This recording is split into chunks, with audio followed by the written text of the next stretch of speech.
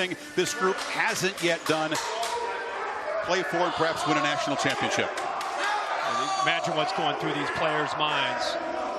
Big opportunity. This is what you dream about when you start to play football as a Pee-wee football player and you select your college and you hope one day to win a championship and be able to get to a national championship. And Michigan State now has that opportunity.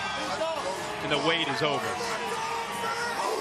They have a flair for the dramatic. They beat Ohio State and Michigan, leading for 0 seconds in either game. And, of course, the long march, a 22-play touchdown drive to beat Iowa for the Big Ten championship.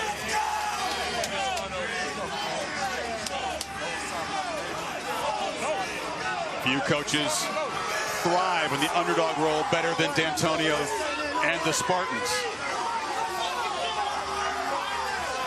One thing we know about Michigan State tonight, they will play with a lot of emotion.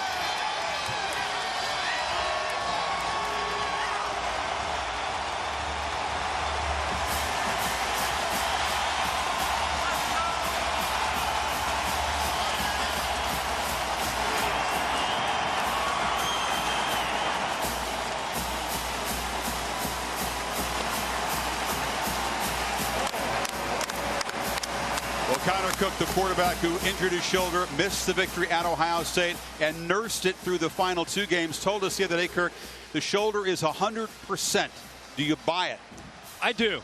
Now, he hasn't been hit since the last game that they played against Iowa in the Big Ten championship, and he's going to get hit tonight against this Alabama defense. How will he respond? But make no mistake, as much as we talk about the physicality and the line of scrimmage in this game between these two teams, the quarterback play for both teams, and especially Michigan State, it's imperative that Connor Cook, who this will be his 39th career start, that he plays one of his best games of his career. Most experienced quarterback in the playoff against the least experienced. Nick Saban hoping that Jake Coker, the senior who's waited his whole life for a chance at a championship, can come through tonight. But the personality of his team is shaped by the defense, and specifically that defensive front. Todd, typically business-like in the build-up.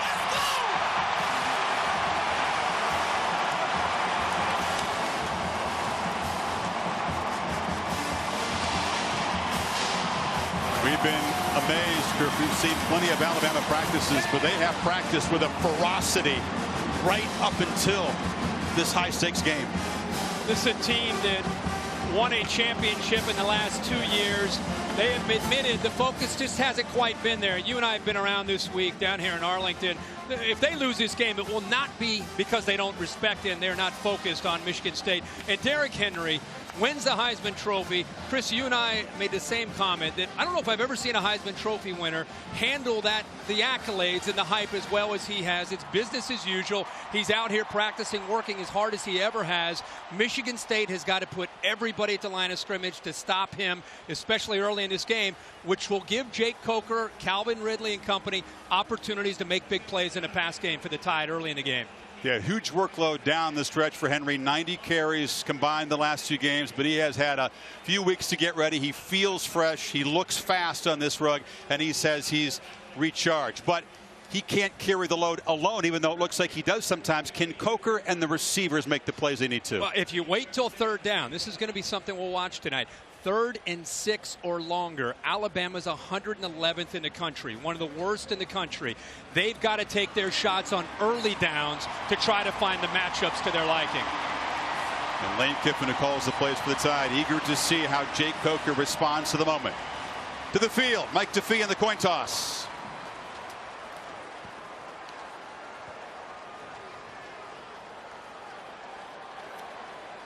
Okay, gentlemen. Congratulations and welcome to the 80th Goodyear Cotton Bowl Classic. This is our coin for the toss today. This is the Alabama logo, and this is the Michigan State logo. The winner of the toss will be the logo left up. I want to introduce to you Mr. Dan Novakov, chairman of the Cotton Bowl Classic. He will do the tossing of the coin. Mr. Novakov, will you do the honors, please? Thank you, Mike. Yeah. Good luck, okay. gentlemen.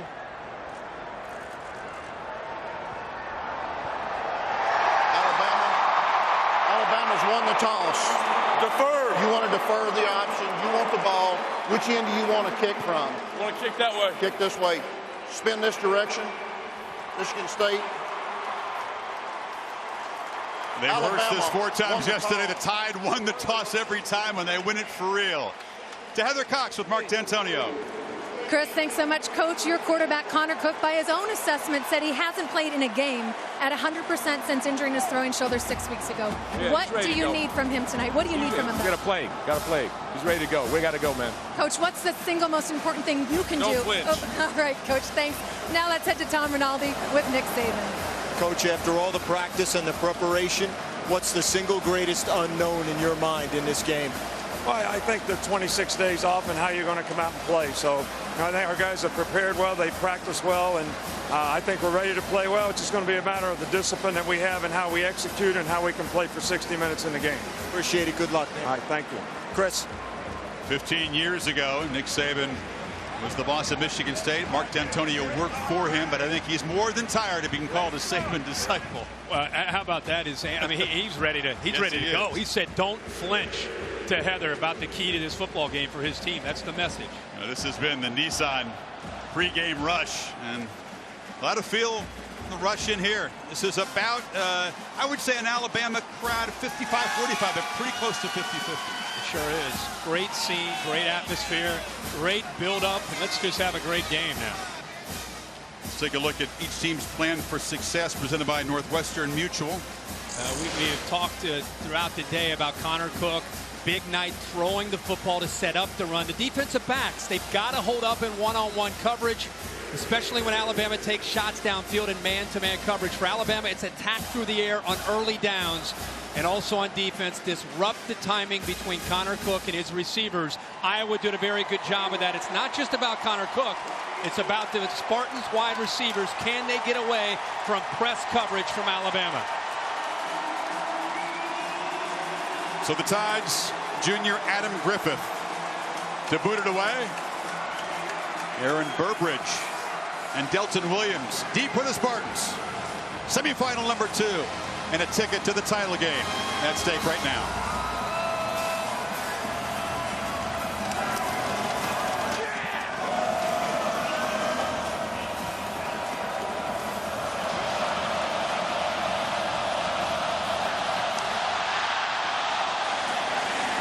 Like most of Griffith's kickoffs, this one is deep and not to be returned.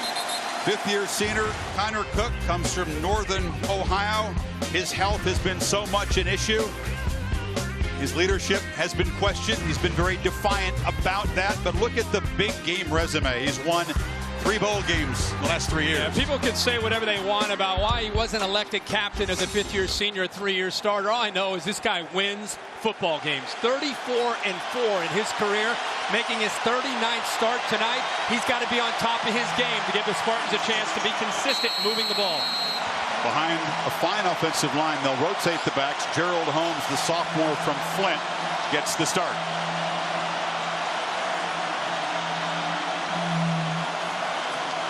And a first down throw. Cook fires far side into strong coverage, and right away a pass interference flag.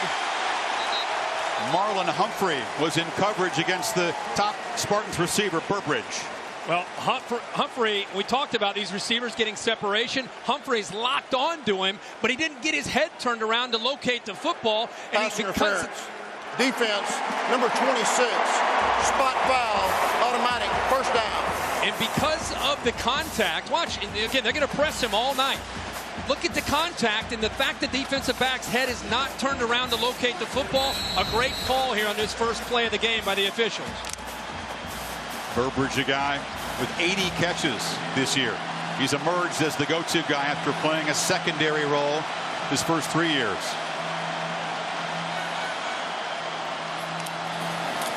This is Holmes. Very tough to find room in the middle of that Alabama defensive line, Kirk, as we check the Chick-fil-A impact players. Yeah, Michigan State's confident that they will be able to run. They need balance tonight. But when you look at individual players, Aaron Burbridge on the outside leads a very talented group of wide receivers. L.J. Scott, you'll see Holmes, you'll see London. They've got to be able to run the ball, so it's not a predictable play-calling situation. Reggie Ragland, the leader, number 19, the middle linebacker, and Cyrus Jones, along with Humphrey, got to be able to hold up and play great coverage on the outside.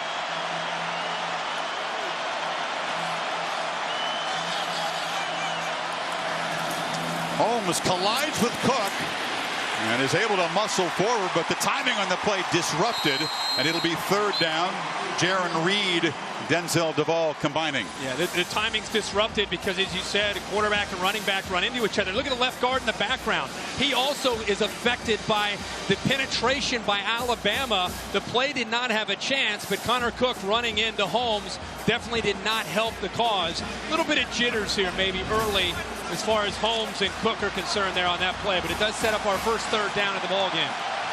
In this department, the Spartans have been a lot better than the Crimson Tide this season, converting more than half their third downs, among the top in college football. Empty backfield. Cook fakes and then takes off. Not known as a runner, and wrapped up by Reggie Ragland, the middle linebacker, one of the leaders of that defense. Yeah, they also brought in Ronnie Harrison, a defensive back, so they had 6 defensive backs in the game.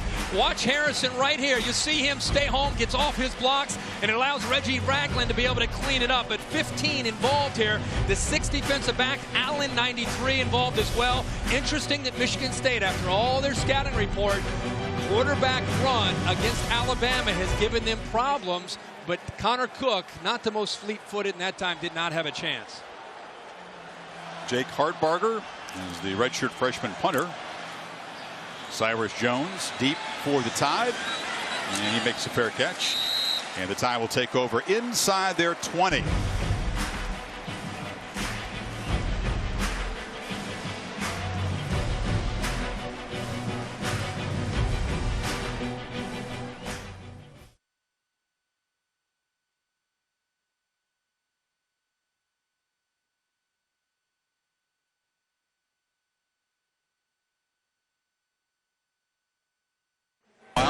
Henry and the Tide offense, their opening possession. So the penalty on the opening play of the game doesn't cost Alabama. They quickly force up one afterwards. And it'll be very interesting to see, Kirk, how Lane Kiffin calls this game, because Michigan State, as you said, is so intent on stopping number 2, as most defenses are, but haven't been able to do very well. They pop the ball to Calvin Ridley, the talented freshman, and he finds a few yards around the end. Jake Coker grew up in Mobile, a Crimson Tide fan. Didn't get a lot of big offers, he told me. Went to Florida State, backed up Jameis Winston, who just sent him a text congratulating him on the SEC championship. Transferred here, lost the job to Blake Sims a year ago. And boy, it was a troubled start to the season, wasn't it, for Coker? Benched against Ole Miss, but came off the bench. They lost the game, but he won the team that night. He sure did. They were down 17-3 when he was inserted, and he played with a different attitude, a different edge to him, and they really found their identity after that game. It's a second down throw. Catch made by Ridley, who darts across the 30 for a first down as we continue with the Chick-fil-A impact players. In the first couple plays, they're trying to get the ball out to the perimeter, away from the teeth of that Michigan State defense. Derrick Henry, we know that they want to be able to throw the football. Calvin Ridley has got an ability to get downfield. You have Riley Bull in the middle and Calhoun on third down. Coker's pass batted down at the line by Lawrence Thomas, the fifth-year senior defensive end. And the D-line also a strength of this team. Absolutely. It really is, Chris. I think Mark D'Antonio would tell you the difference between some of the great Michigan State teams that he's had over the last 4, 5, 6 years and where they've been the last year or two is up front. Guys like Lawrence Thomas, Malik McDowell, we know about Shalik Calhoun, Joel Heath. They're deep as well. They'll rotate up to 8 guys up front.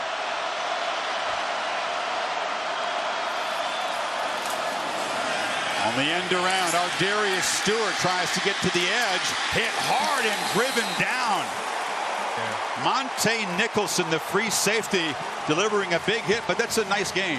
Lane Kiffin right now going away from Derrick Henry, and he's going with a jet sweep, something he picked up from Tom Herman, the head coach at Houston. A nice block by O.J. Howard. Stewart involved, a nice job of being able to accelerate and get downfield, but Ridley also a great block to spring him loose.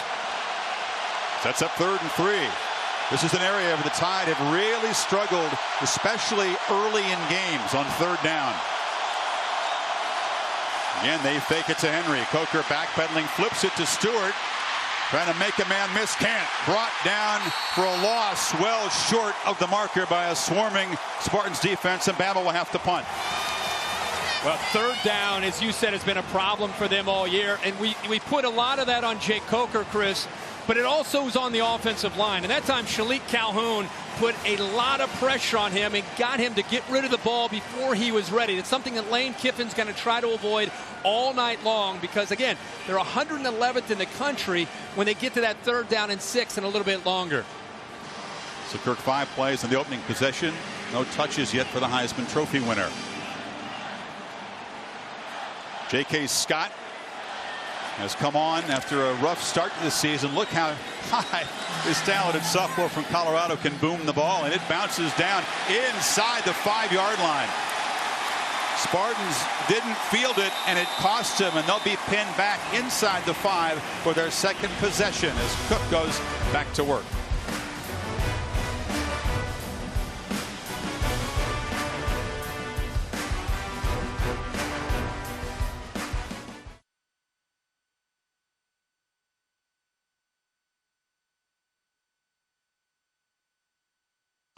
The Goodyear Cotton Bowl Classic, brought to you by Goodyear. Follow at Goodyear on Twitter for big daily prizes. #Goodyear.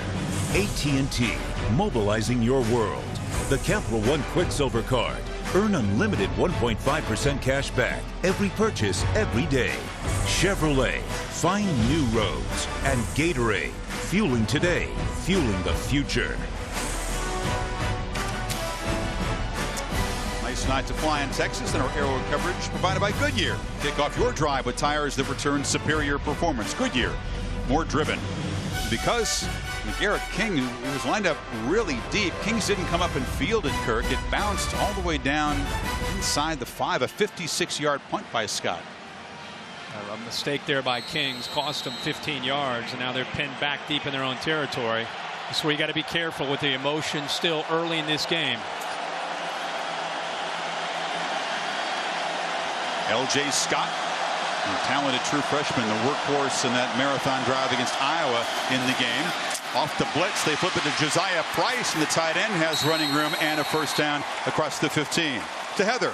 Chris, you can see that Connor Cook is wearing a brace on that sprained right throwing shoulder. He said it's a precaution.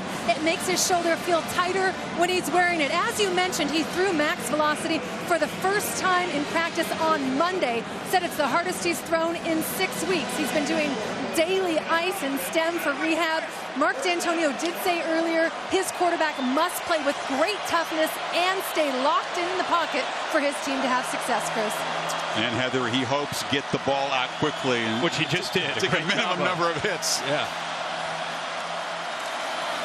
Play action to Scott. Cook has to dump it short, which again, it's Price in traffic, weaving, and a short gain as the 2nd catch for the junior tight end. And we've talked about how will he respond to getting hit. What will happen once he gets sacked or he gets pressure. And off this play action, he gets hit here by Ryan Anderson coming off to his right. Gets off of the protect, but he did a good job at dumping it. But you know what? You talk to any quarterback, even when dealing with an injury like that, he can settle into the game now. Now the butterflies and the concerns about the shoulder and getting hit just settles him in, and now it's just about executing.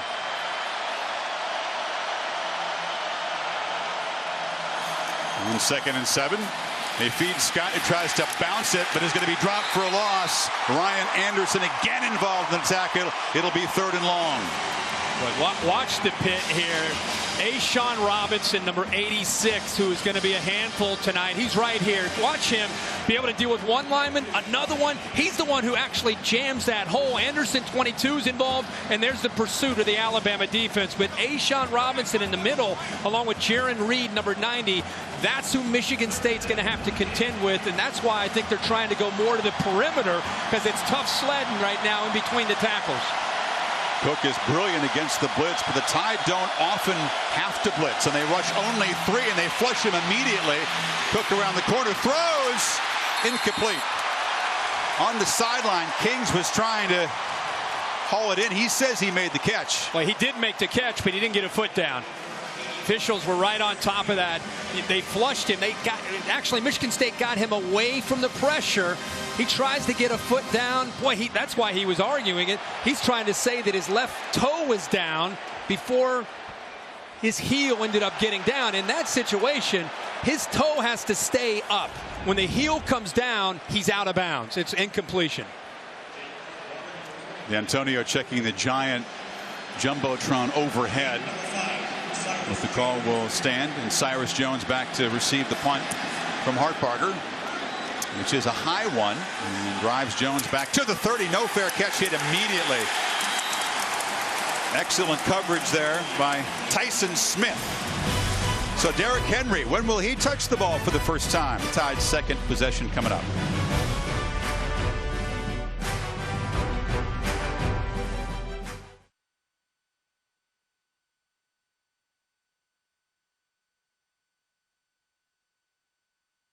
Been a really good year for Derrick Henry. Of course, the second Heisman winner from Alabama, trying to do what Mark Ingram did in '09. Followed it up with a national championship. Cleaned up the other major awards. Broke Herschel Walker's single season SEC rushing mark. 23 rushing touchdowns, and Kirk needs 14 yards to hit 2,000 this season. Lane Kiffin has chose to use him as a decoy, emphasize other guys so far. And I think Lane Kiffin knew, because of the respect he has for the style of defense Michigan State plays early, he wanted to give him another look going outside. When they get into this pistol formation, usually they hand it off to number 2. Instead, they fire far side to Ridley, who's been active early, already a few catches. Well, Tom Rinaldi can add on Lane Kiffin's game plan. Chris spoke with Lane Kiffin before the game, and he said he had scripted the first 22 plays for the offense, but he wanted to gauge how Jake Coker would react to the size of the stage and the magnitude of the moment. He said only after gauging that would he know how he would call this game. Interesting to see that he's yet to hand the ball to number 2. Wants to see how he passes the ball, Chris. And on cue, he does hand it to number 2, and Henry stutter steps and does move the chains across the 40-yard line. Coker starting 4 for 5, Kirk, but they've been short passes. And this is the matchup that really you want to see. And being able to control the line of scrimmage is a tough thing to do against the Michigan State defense. But what Tom is saying about Lane's approach makes a lot of sense. You know how Derrick Henry will handle this stage, but how will Jake Coker? He's kind of feeling him out here early. Henry.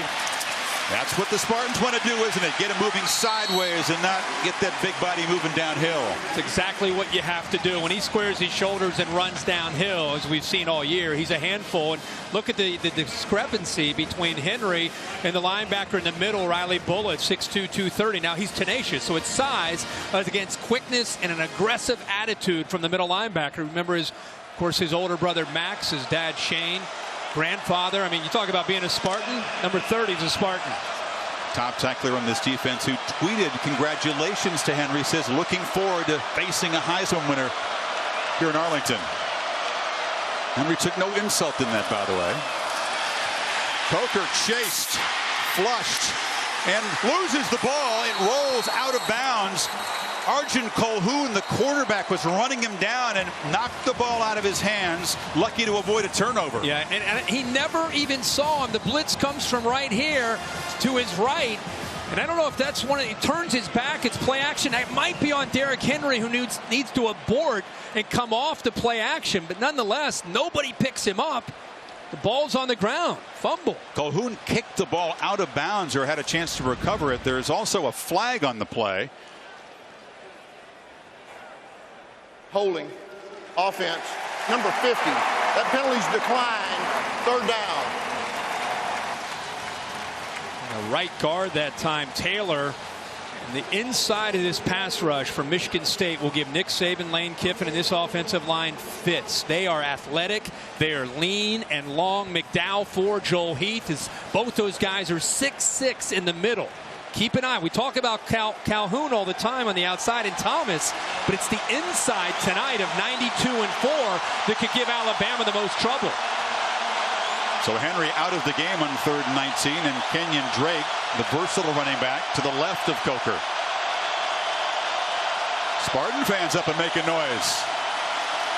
Coker chased again, dumps it off, dropped by Drake, who's healthy finally. He has 2 screws in the smaller bone in his right arm. Finally says he's good to go, but drops his first chance. Yeah, they want to try to find him in earlier downs when they can find him in a mismatch, maybe in man-to-man coverage, but 3rd down and long, he's got ability. But again, there's that defensive line. They didn't even have to blitz necessarily to get pressure. That time McDowell was able to get off of the block, and even though they're trying to set up a screen, the timing was off because of the pressure. And the pressure applied by Calhoun, the Canadian. Attention, John Saunders on that play was the key in the drive. Scott gets a much lower punt away. Again, Kings doesn't field it, but this time it doesn't take a real big roll. Michigan State will take over at the 32. You're watching the Goodyear Cotton Bowl Classic.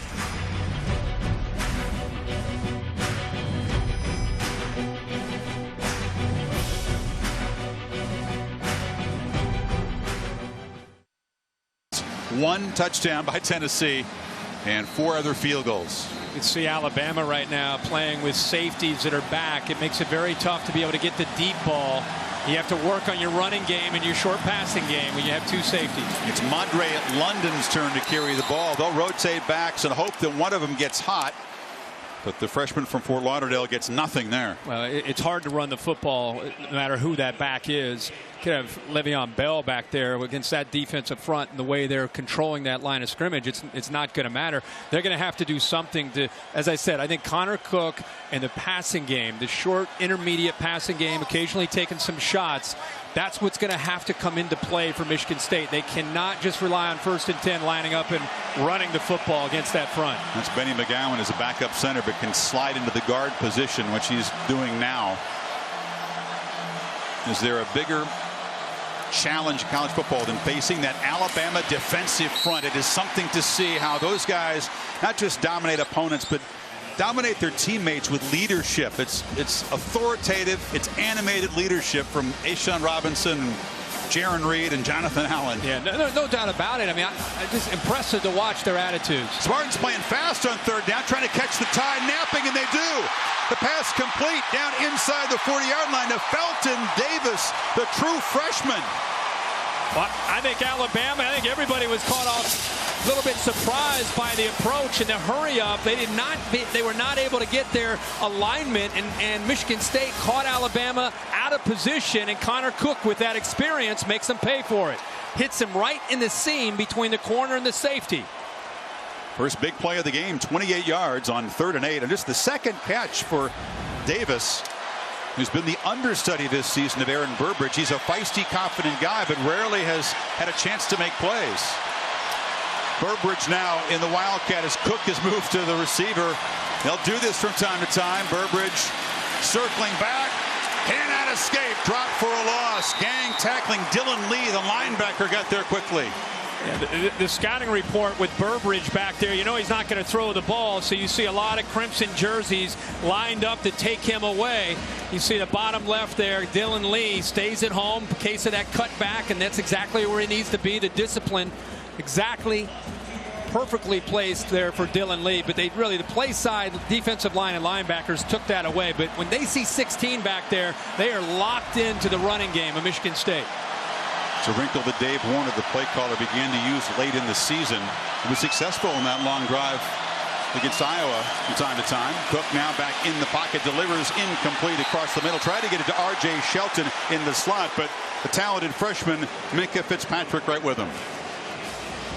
That looked like a little bit of contact, the crowd reacting there. How about the protection that time with Connor Cook? Alabama just brought 4. He had a lot of time there. Once again, on 3rd down, Kirk, the Spartans trying to play fast and catch the tide, not ready. Cook harassed and dropped for the first time back at midfield. And that's Jonathan Allen, his 11th sack of the season. The leadership group with his team flexing for the first time. You know, he's put 15 pounds of muscle on this year, and it's helped him. This is an example of what he can do right here. 93. He's dealing with Benny McGowan.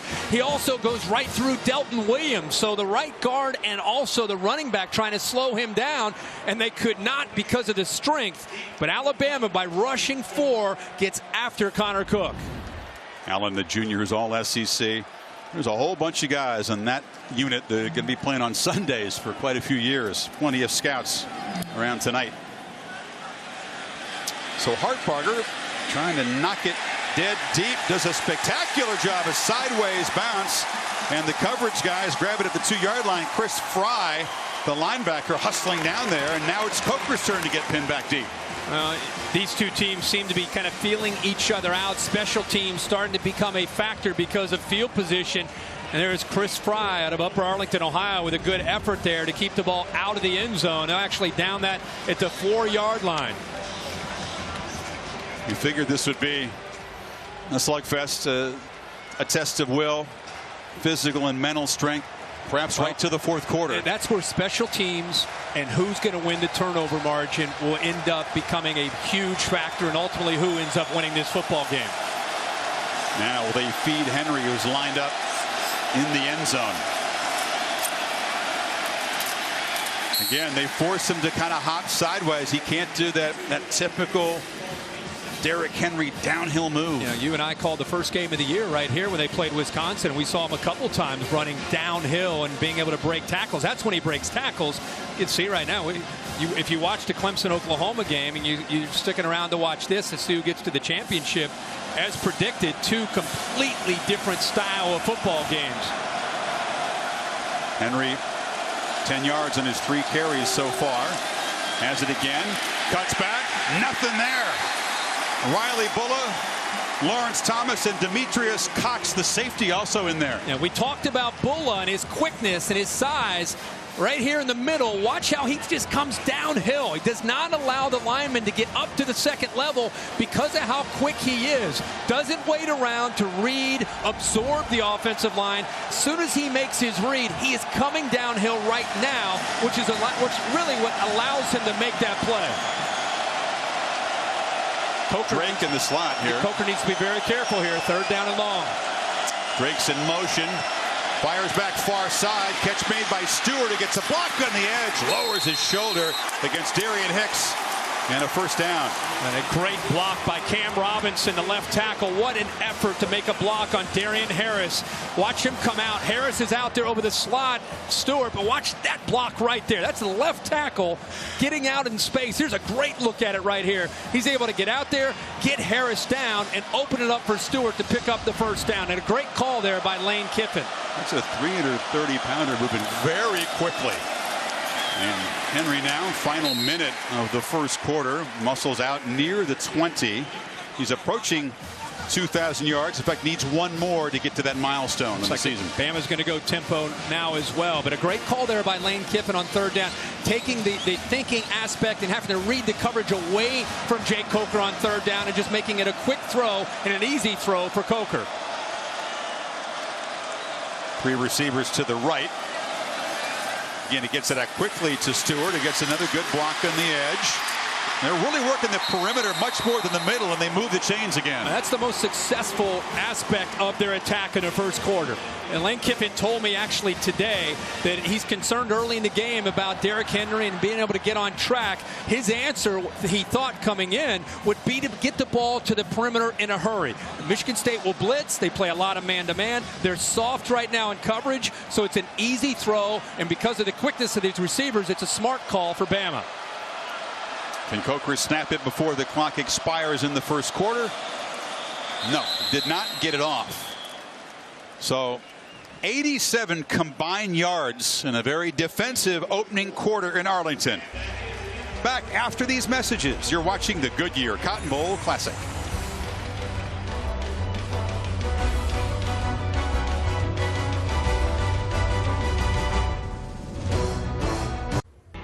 Say backstage deal here in Times Square. Okay, I was just outside, and everybody down there is multitasking and watching the game on their smartphones while helping Ryan Seacrest and company count down to 2016. That's all over on ABC right now, so trust me, you can multitask too. Check it out. All right, Sage, Happy New Year to you. I live in New York. I was one and done in Times Square. Did it once. That was good. That'd be enough for me, too. Back here at the Goodyear Cotton Bowl Classic in Arlington, a scoreless first quarter. Bama has held opponents now scoreless 10 times this year in the first quarter. Michigan State 7, so nothing unusual here. Nothing we didn't expect. That's right. Knowing Lane Kiffin, at some point, he's going to have to take a shot against man-to-man pressure from Michigan State. Try to stretch this Michigan State defense. Flip it to Drake out of the backfield, and Kenyon, who brings an element of speed and versatility to the offense, scampers quickly out near the 40. And right now, we're in the second quarter, and you're thinking, where is Derrick Henry? He only has 5 carries for 15 yards. And early in this game, Lane Kiffin is thinking that Michigan State's entire month of preparation has been geared to stop number 2. And he's trying to take advantage of some other areas and eventually get back to Derrick Henry. But right now it's been quick throws to the perimeter, getting the ball to the speed of this Alabama offense. Guys like Drake and Stewart and Ridley. He's got 2nd and 1, so the potential to take a shot right here if he wants to. Instead, they feed Henry. Henry barrels forward for a first down, and that puts him over the 2,000-yard mark for this spectacular junior season. What a year he has had, and such a big part of the way Alabama responded to their loss to Ole Miss at home. When they started Cooper Bateman, they were still trying to be kind of the offense with Blake Sims from a year ago, and then settled on the running game of Henry and the play-action pass. Now it's a 2-back look. Henry just runs over a man and spins for a gain that doesn't look like much, but he gets 5. It doesn't look like much, but the wear and tear of those kind of runs, they're like body blows in boxing. Body blow, body blow. Hicks took a blow. Yeah, he sure did. Into the fourth quarter, those blows start to really add up. Hicks is a 180-pound corner, so he's giving away about 60, 65 pounds to Henry. Yeah, and he came in there actually late. It looks like Cox took the initial, the brunt of the hit. He's up and walking off, which is good. He's been such a big part of getting healthy these last 4 games for Michigan State and affected the entire secondary, which affected the entire defense. They played their best 4 games in the last 4 games of the year. Hicks missed some time this year with a concussion, also missed some time with mono. Injuries in the secondary, one reason why the no-fly zone for a while, that the legendary Spartan secondary slogan, it became the friendly skies for opponents. They were throwing the ball downfield a lot. 48 passes of 20 yards or longer. That's the most that Mark D'Antonio's defense has ever given up. Coker to Henry. He powers forward near the marker. It'll be 3rd and short for the Tide. More body blows. It's interesting that the first quarter, it looks like, and again, he talked about this with Tom Rinaldi, he kind of had a vision or a plan, and as soon as we've gotten into this second quarter, he flipped that play sheet and he's gone back to number 2. Also flipped the tempo. Henry knocked down near the marker. Monte Nicholson cut him down. It's going to be short. So a decision for Saban from the plus 45. You can see Reeves go for it. I think he's inclined to do here. They tried to play fast there against Michigan State. Yeah. Both teams are kind of, and they have it as part of their arsenal. They don't hang their hat on it the way you see some of the other teams around the country. But it's a nice little change up to try to get the defense out of position. We've seen Cook do it, and also Coker.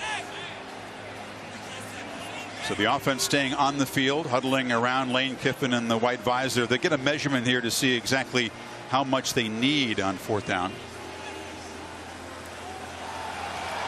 Tide not a real good team in terms of 4th down efficiency. Just 11 of 23 this year. Chris, I'll just say this, that because of the size and athletic ability of Coker, the quarterback sneak seems the most obvious because of the respect you have to have for Michigan State's defensive line. They can slip a gap, and if you go deep and hand it off to Henry and you get penetration, the play gets blown up. It seems like the quarterback sneak would be the safest call. The 11th play of this drive. Need about a football. Coker with big number 2 driving behind him does make the first down. Yeah, I mean, I know Derrick Henry's a great player, but it's a big play because if you get stopped here, Michigan State gets the ball right at close to midfield. You can see the surge there led by the veteran Ryan Kelly in the middle. Howard, the tight end, and Henry just helping the quarterback. Yeah, and that's legal now. Henry with a nice little push from behind. Yep. Remember, everybody gets caught up in the Bush push, and that's illegal. But now you're allowed to do that. Breather for Henry. It's Drake. Lined up at midfield. They fake it to him. Coker takes a downfield shot. Ridley has a step. Jump ball. Incomplete. Good coverage. Jermaine Edmondson was picked on a lot this season. Kirk made a nice play. Great coverage and a perfect time to call it on 1st and 10. They get man to man. This is a matchup that Ridley 3 will take every time. Physical there, and then at the end of the play, a great job of identifying where the football is by the junior out of Canton, Ohio. He goes up, high points the ball, and almost comes down with the interception.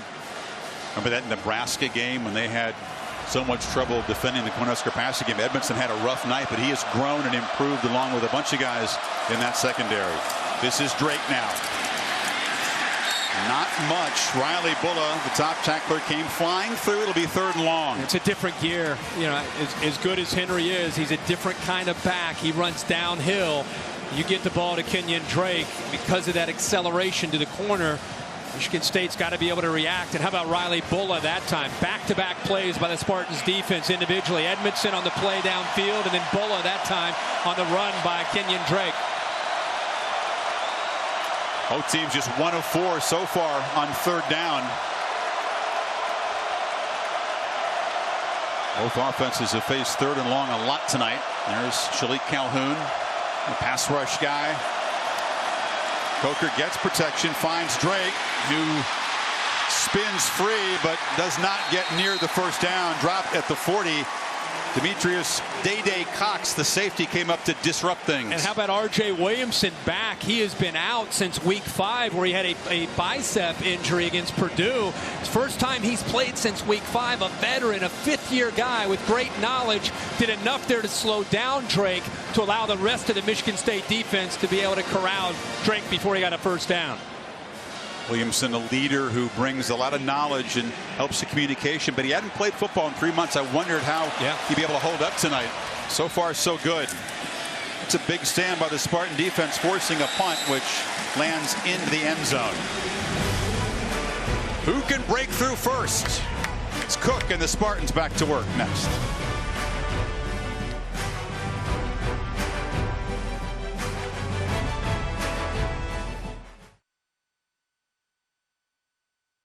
The DirecTV Mobile Studio has been a busy place here in Dallas this week, providing coverage of the activities leading up to tonight's game. And really compelling triple header on New Year's Day, the Battle Frog Fiesta Bowl. You might be watching this one, the Buckeyes and the Fighting Irish at 1 o'clock Eastern Time. Rose Bowl presented by Northwestern Mutual. Caffrey and the Cardinal against Iowa. Then the All-State Sugar Bowl, Oklahoma State and Ole Miss. Michigan State with their play calling on 1st and 10. They've thrown it only twice, once for a pass interference, the other time for a 14-yard gain. And the 4th tailback to handle the ball for the Spartans already. This is Delton Williams, the junior, who makes a nice 1st down gain. Yeah, he kept his legs moving. That's a heck of a gain. This is one of those games where you get 4 or 5 yards running the football, and you got to consider that a win. And Delton Williams showing some physicality that time, spinning off a couple would-be tacklers and picking up enough positive yards there on 1st and 10. Saw the drive chart for the Spartans. 6 combined possessions, 6 punts so far.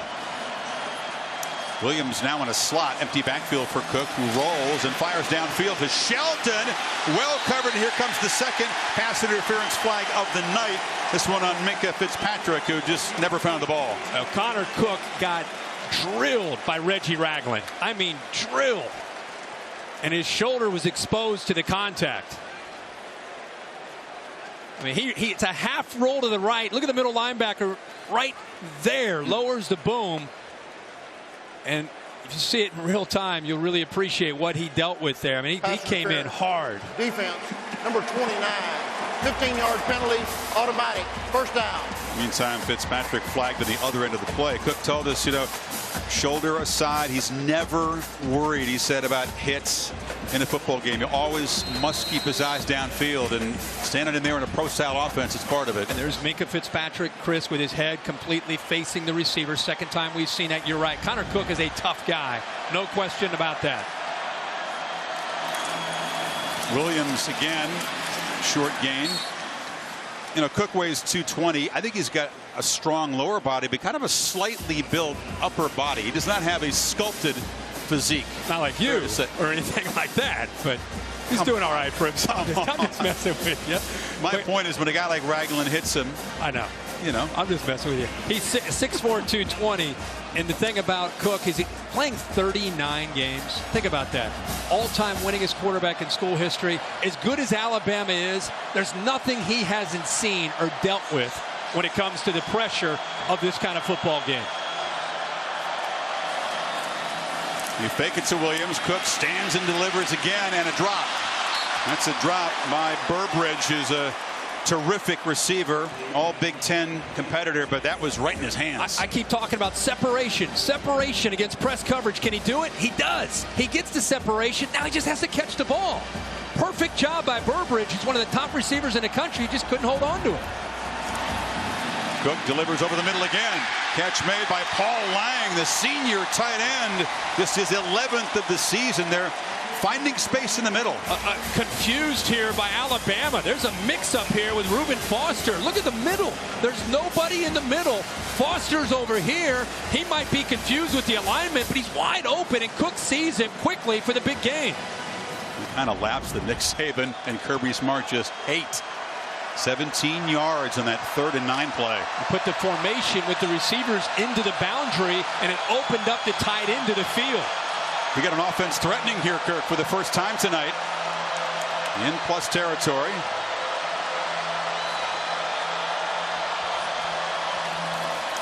Cook harassed immediately and just has to heave the ball to the sidelines. Eddie Jackson came on a safety blitz, and now a flag. They'll talk about whether this is grounding.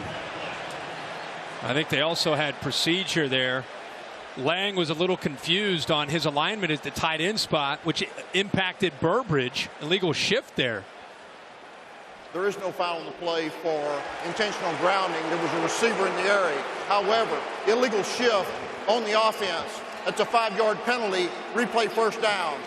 That's a liberal interpretation of the area. I didn't see any receiver near the Alabama bench where that ball was thrown in there. Here's the hit again.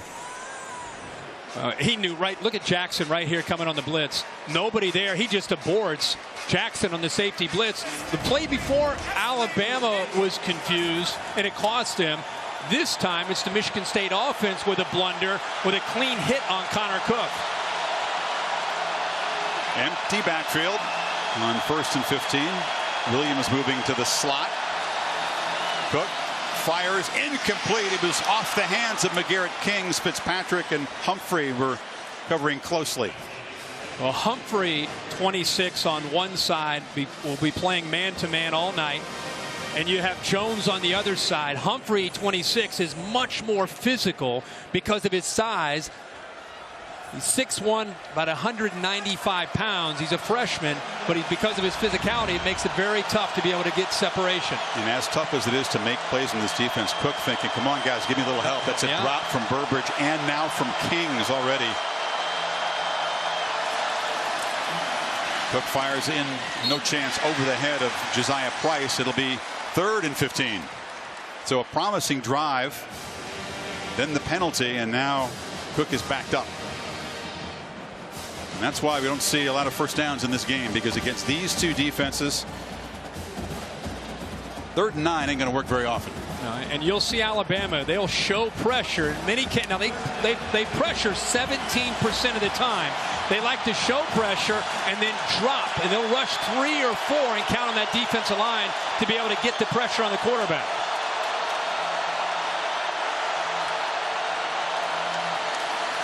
Cook fires way over the head of R.J. Shelton. That's exactly what they did. They show pressure. They only rush 3. And now you're talking about having 8 guys in coverage.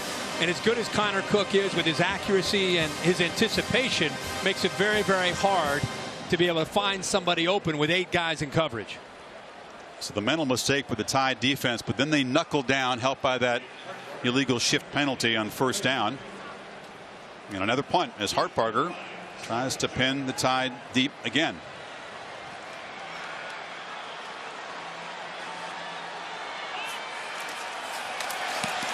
Drops the point. Kicks the backspin. And doesn't get the roll he was hoping for. A touchback. 8:14 to play until halftime. Scoreless in Arlington.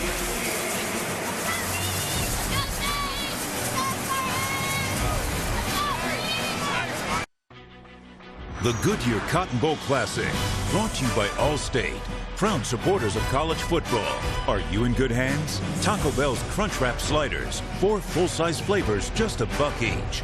At Nissan, premier partner of the Heisman Trophy. And we appreciate Goodyear providing our aerial coverage once again.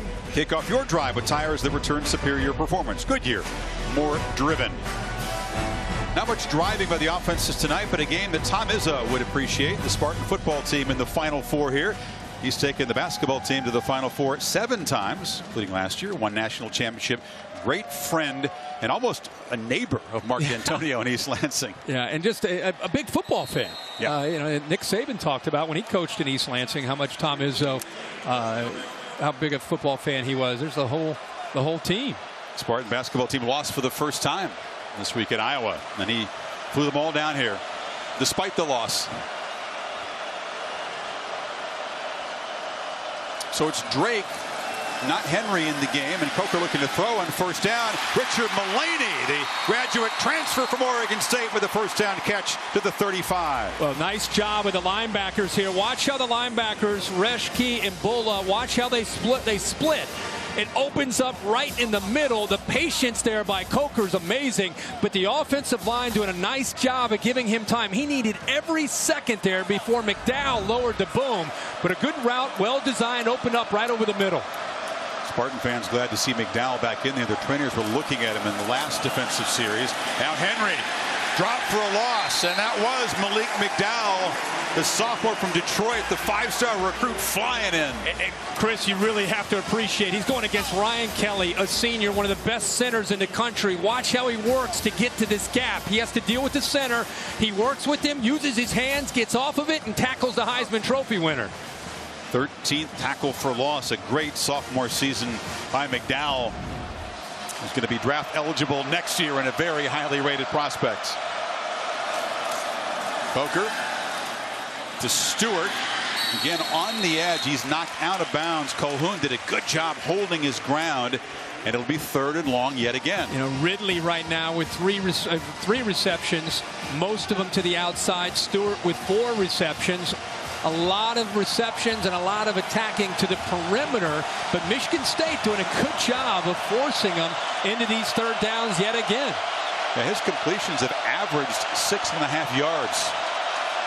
Nothing downfield yet for the Tide.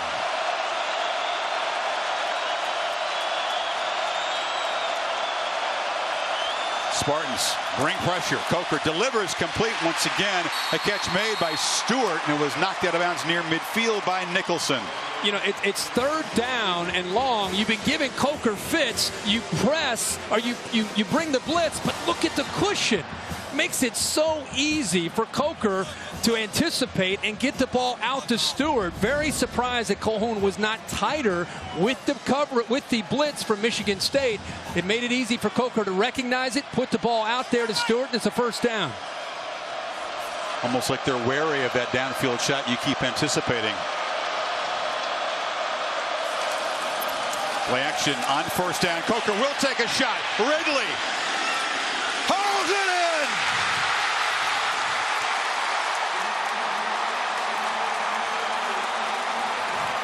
We waited, we wondered. It's coming. For the first home run shot.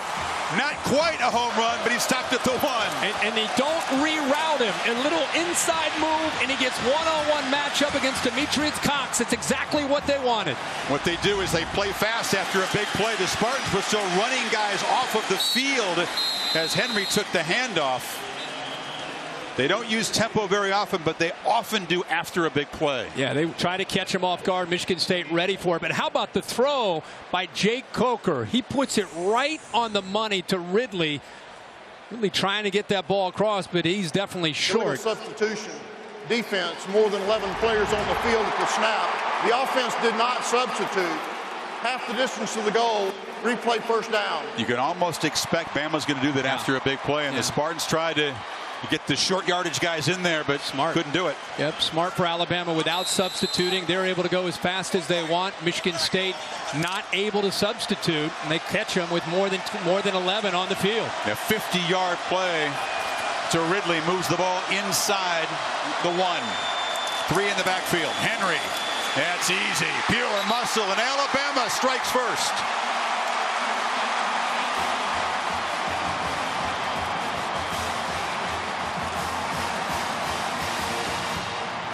Chris, it's a package that Alabama fans got to love. Look at the big defensive tackles. How'd you like to follow that? And you got the Heisman Trophy winner, A'Shawn Robinson, Jaron Reed leading the way. And they opened it up very nicely there for Derrick Henry. That's a lot of girth coming at that Michigan State defense.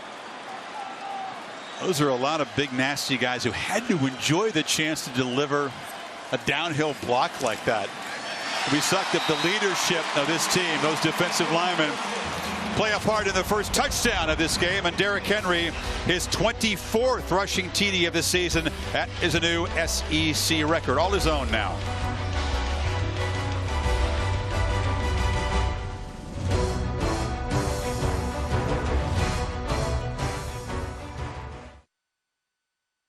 Let's go back to that long throw. You have Ridley right here, who's one of the better receivers, and it does a great job of getting matched up against Demetrius Cox. Because he was not rerouted, the linebacker was walked out there, Darian Harris, did not get his hands to slow him down, so you have him running downhill at a safety. That's the weakness and concern for the quarters coverage that Michigan State plays, is getting a receiver like Ridley matched up on a safety.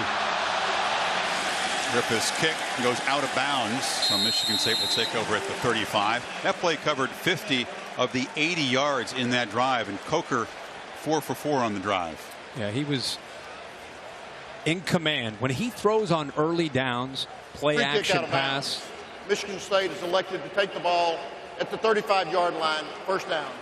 That's where he feels, I think, most confident. You got Derrick Henry, the concern of the running game. You put the play action look in there. He's in rhythm, and he's able to make great throws like he just did there to Ridley. Can Cook and the Spartans answer now?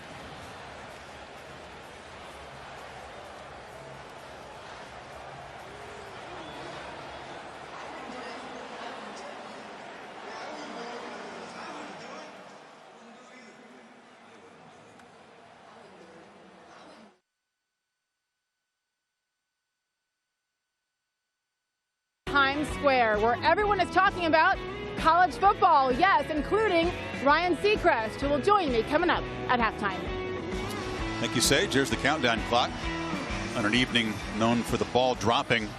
It's been too much of that for the Spartan receivers. A couple of drops, you know, Shelton, Burbridge, Kings, their top 3 receivers have been shut out so far by this Tide defense.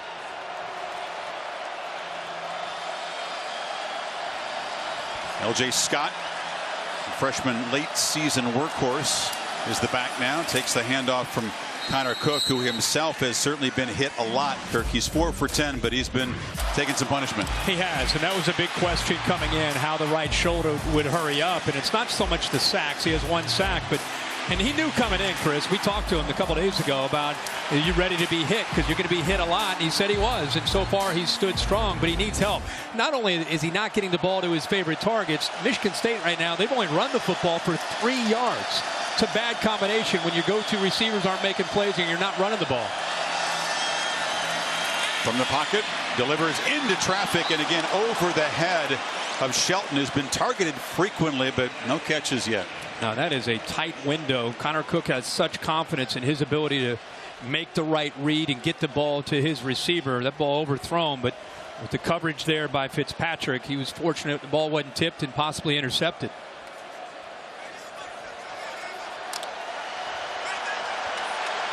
Once again, Spartans facing 3rd and long.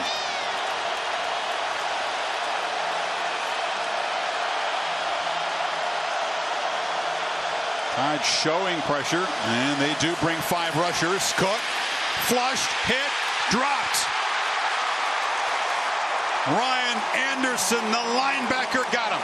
And I don't know how he held on to that. Ryan Anderson comes from the right of the offense, He's over here. He does a good job, but I think it's the blitz pressure that time from Reuben Foster in the middle that occupied the interior of the offensive line for Michigan State, and it freed off Anderson off the edge.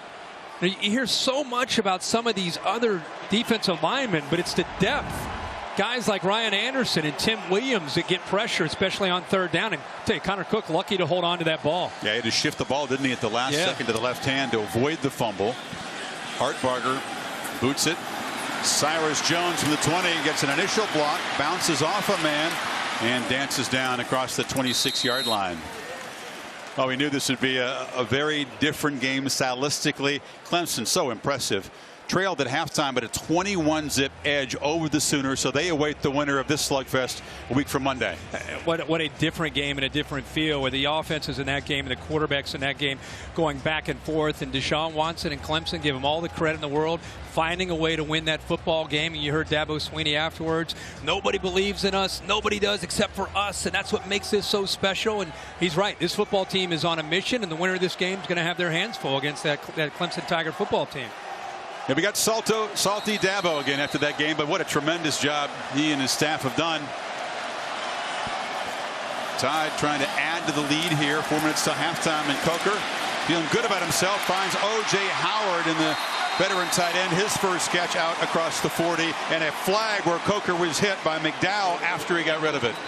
And McDowell came in high on Jake Coker, who's shown a tremendous amount of toughness this year when he won the quarterback job back against Ole Miss. I think that's, Nick Saban's mentioned this, that's where he won the team over, is some of his scrambles and the grit and determination that he's played with, and he shows it again there. There is no foul on the play for intentional, for roughing the passer.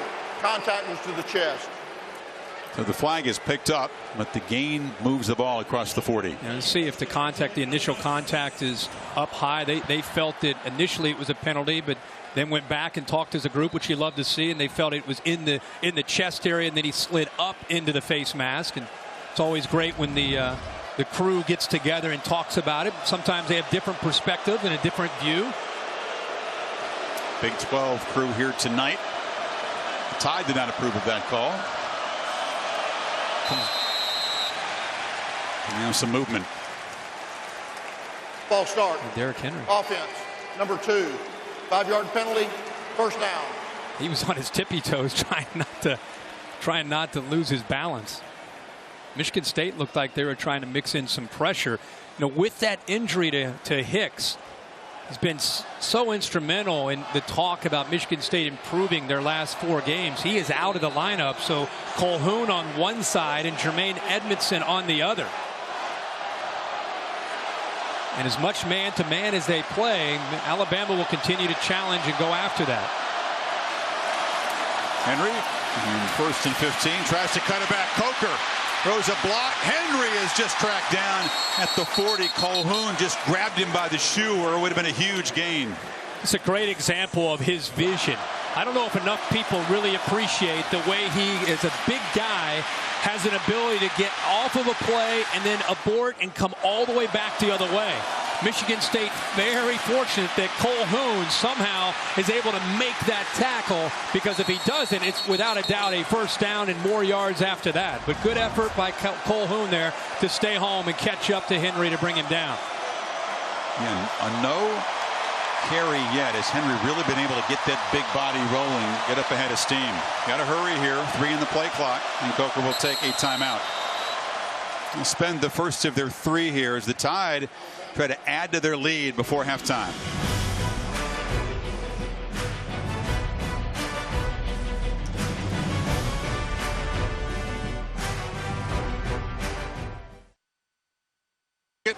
To the Natty, as Dabo Swinney called it, against his Clemson Tigers, January 11th in Glendale. At stake here, and the Tide with a touchdown set up by the long pass to Ridley on their last possession. Kirk getting the ball to begin the second half. This feels like an important moment for this Spartan defense to make a stand. Prevent this lead from getting any bigger with the way their offense has struggled. Coker and a flag before the snap again. Yeah, the left tackle that time, Cam Robinson, getting back in his stance. That'll cost Alabama 5 more yards. prior to the snap. False start. Offense number 74. 5-yard penalty. Second down. You're right about the timing of this drive. Starting to get close to getting to near the end of this first half, and Michigan State's offense with only 61 yards in the first half. With the way this game feels and Alabama getting the ball, you're exactly right. This is a big, big possession. We've seen Saban and Lane Kiffin often get very aggressive near the end of the first half. He's a big believer in that games can be won and lost late in the half. Coker, downfield shot. Howard is wide open, makes the catch, running free inside the 25. Calhoun drove him out. Howard told me, Kirk, I just have to wait and be patient and then make my chances count. And he gets matched up against the corner who actually hesitated. You can see him, he gets in the way there of Reschke, and because he gets behind a couple steps, it makes it easy for Howard to outrun him, and a good throw by Coker.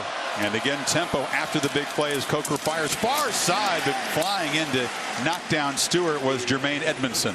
You go back to that play, you could see this ball, this is what Coker does the best, is when he's able to get back, one hitch, put the ball up in the air to his receivers downfield. That's why I came into this game. It wasn't so much Henry, about defending Henry for Michigan State. My concern was, could Michigan State, who plays so much man-to-man, match up against the tight end Howard and this group of wide receivers and avoid giving up the big play? It's Drake in the backfield. They fake it to him. Coker has to escape pressure off the edge and now just fire it into the bench. You know, Howard is such a talented guy. Todd McShay has him rated one of the top tight ends in the country. He says he has to avoid pouting because he doesn't see the ball, all that much. That was just his 31st catch this season. Yeah, and I mean, Ridley has caught majority of the balls as this season has progressed, and Stewart has also done a nice job of coming up with some big plays. But Chris, it's not about keeping O.J. Howard happy. This offense has found an identity, and it's Derrick Henry, and it's play action pass and playing great defense. Oh, he knows that. He's a great blocker, so he contributes to that run game. Absolutely, he does contribute to it. And I get that, it gets a little bit frustrating, but it sure is working. Oh, Coker bobbles the snap. The play's all messed up, running for his life, and just fires it to Drake, who should have dropped the ball. He makes the catch, but it's a loss on the far side. Yeah, but every yard matters when you're trying to get a field goal, and he's better off throwing that football away instead of throwing it there to Drake, who instinctively is going to make the catch. Yeah, I mean, it is a loss because it was a perfect snap, goes right through his hands. Luckily, his face mask was in the way, or that ball would have gone right by him. They brought pressure again. Michigan State did with Bulla on the blitz.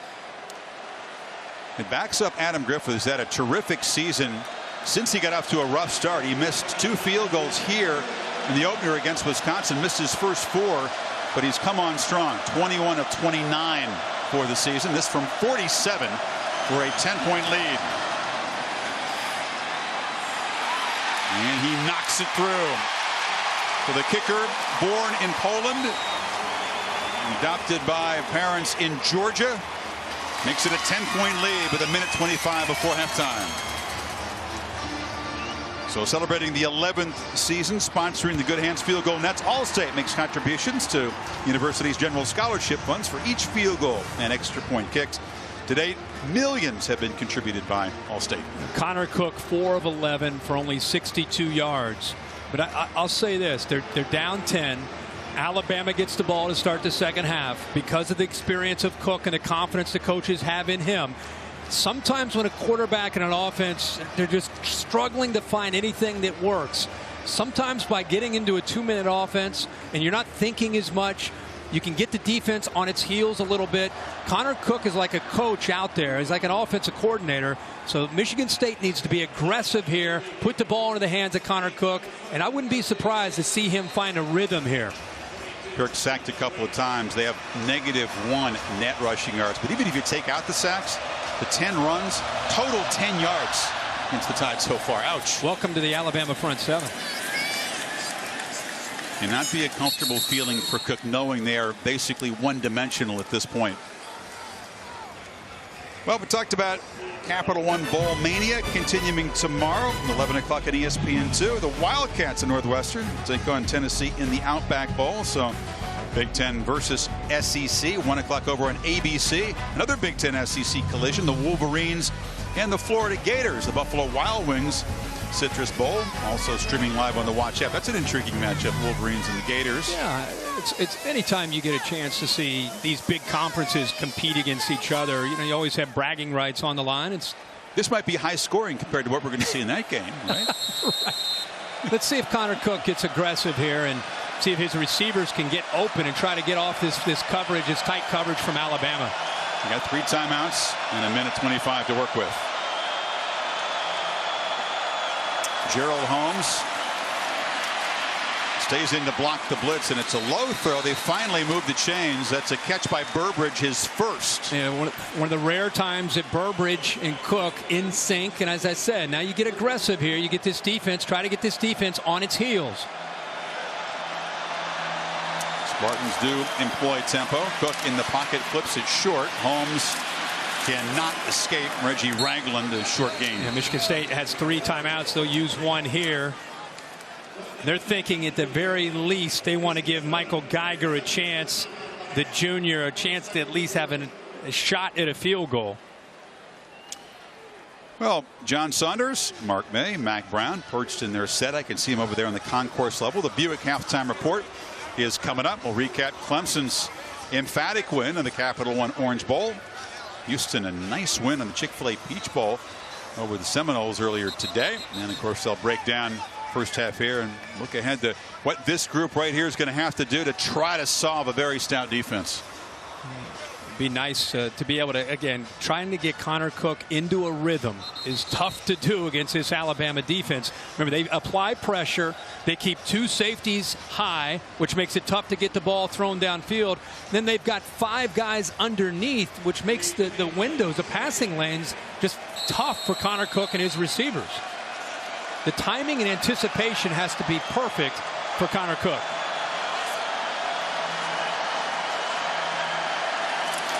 Cook on 2nd and 7, steps up, delivers another strike across the middle to Shelton, and they'll move the chains into Alabama territory inside of a minute now. Nice job working back into the middle again. We saw a throw earlier to Burbridge. This time Shelton working to get into the middle.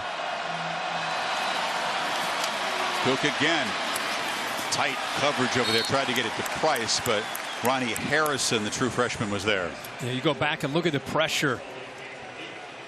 Robinson off the pinky, so close to knocking that ball. I thought it had a little bit of a after the throw. It looked a little bit odd, but he had enough on it to give Shelton a chance. By the way, Robinson, the last 2 plays, they're not blitzing, they're rushing 4. Robinson, the last 2, he's been right in the face of Connor Cook. You also have Tim Williams in, who will be off to the offense's left. Robinson, a hometown guy, played his high school football just up the road in Fort Worth. Cook, as the pocket collapses, he goes down again. And that time, Jonathan Allen, for the 2nd time tonight, knocks down the quarterback. Because of the way they can get after you on the outside, they match up. They get one-on-one matchups on the inside. Allen is right to the right side there. He's able to push through. You talk about making sure you're on the same page. You cannot take one wrong step because it's not just one guy you're trying to keep out. It's 4. All 4 of them are in a race to get to Connor Cook. That is a bull rush. Old Cody Keeler, the tackle, had his helmet knocked off in the fray down there. And that Alabama front 7, best around. Yeah, there's no doubt about it. And the scouting report coming into this is how could Michigan State hold up? And there's A'Shawn Robinson earlier in this game taking on a couple blocks and forcing Scott to the outside where the rest of the defense is able to help out. Big Jaron Reed in the middle as well. Just too much to handle. It's not just the size. At 313 pounds, all these guys have made an effort in the offseason to drop about 15 to 20 pounds. You know, the days of big Terrence Cody playing in Alabama are over. You go and watch these guys and you see them in person. They're 313 pounds, but their stomachs are flat and they move quick. So it's a combination of power and quickness. And the intangibles that they bring, we've both been impressed by. The leadership of these guys. They basically run the team, don't they? The defensive line. Without a doubt. In terms of the players. Yep. 3rd and 18 for Cook. Fires complete to Kings, who makes the catch, takes a hit at the 30-yard line. Clutch with 35 seconds left. That is a big 3rd down throw and a great job of anticipating. That's where the relationship and experience between Cook and Kings comes in. That time he threw that well before Kings had turned around. If the Spartans can get back in this game, remember that play. They still have the 1 timeout. Cook fires far side into coverage, and a leaping catch by Burbridge over Jones at the 12. You know, you want to get to the national championship, your best players have got to make plays. And that's what's happening for the first time all night for this Michigan State offense. And now they got the big Alabama bodies breathing heavily from the 12. Cook takes a shot, picked off. Jones along the sidelines. And Cook with a crucial mistake as the time pick him off for the first time with 6 seconds before halftime. Burbridge makes a big play the play before. Chris, that is textbook by Cyrus Jones. Anticipating, looking back over his shoulder. Watch his technique at the top. Watch how he's anticipating and waiting for it, and he goes up and makes the play. Connor Cook telegraphs the throw. He completely stares down his wide receiver, which allowed Jones to be able to be ready to go up and make the play and take the ball away from Burbridge. Cook is normally very smart in the red zone. That's only his, you see Kirby smart. That's just his 2nd red zone pick this year. They had, at the very least, they had a chance at a field goal, possibly a touchdown. Henry on the final play of the half. He's been limited in this first half. It's been Coker looking sharp, the big play to Ridley to set up the long touchdown, and a smothering Alabama defense as they'll get the football to begin the second half with a double-digit lead. Let's go to Tom Rinaldi with Coach Saban. Chris, thank you very much. I know how much you hate to give up points toward the end of a half. How do you continue this defensive performance, and how important was the stop, Nick? Well, we didn't play really well in the 2-minute there. You know, we turned some guys loose and didn't cover like we need to, but it was big to get an interception to keep them off the board. We got to finish some drives on offense, and, you know, we're hurting ourselves with penalties and stopping ourselves too much. Good luck in the second half. All right, let's go over to Heather with Coach D. Thank you so much, Coach. Your team is known for finding a way to finish. What do you need to do to make that happen in the second half? Yeah, we got a chance for points down here at the end, you know, and sort of gave it up. And but you know, we got to run the ball more effectively. I think, you know, we played pretty well defensively, gave up the 2 big passes, and that's resulted in points. But you know, got to keep playing, got to come up with some turnovers, and things got to go our way a little bit. But got to find a way to run the ball and balance it up. Coach, we certainly appreciate it. Thank you. Chris, back up to you. Heather, thank you. That was a 63-yard drive that comes up empty with the Jones pick, and as Tonio said, that really stings. Alabama up 10 at halftime here in Arlington. Stay tuned after these messages for the Buick halftime report.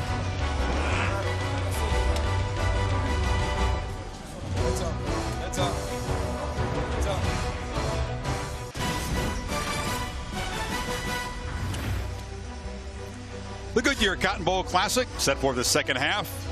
A ticket to the championship game in Glendale, Arizona, opposite the Clemson Tigers. At stake here, Alabama leading 10-zip as Connor Cook drove the Spartans into scoring position, but threw an interception to Cyrus Jones at the end of the half. Derrick Henry, Jake Coker, and the Tide offense will get the ball to begin the third quarter here.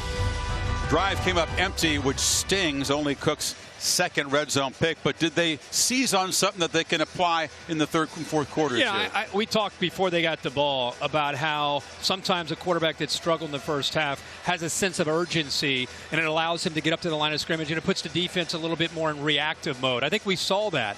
I wouldn't be surprised to see them maybe work that into their attack, not because they're down 10, but because I think it was effective. So let's see what they do with Dave Warner and Jim Bowman as they get ready for the second half. But Connor Cook's going to have to be able to get them back into this game throwing the ball. All right, let's go to Tom Rinaldi. Chris, beyond the strategic and schematic adjustments that were made at halftime, the message was simple from Coach Nick Saban to his team: finish. Finish drives and finish this game. Those players in that locker room understand where they were a year ago with a lead at halftime at this stage over Ohio State, ultimately only to falter. Finish has been the mantra all season long.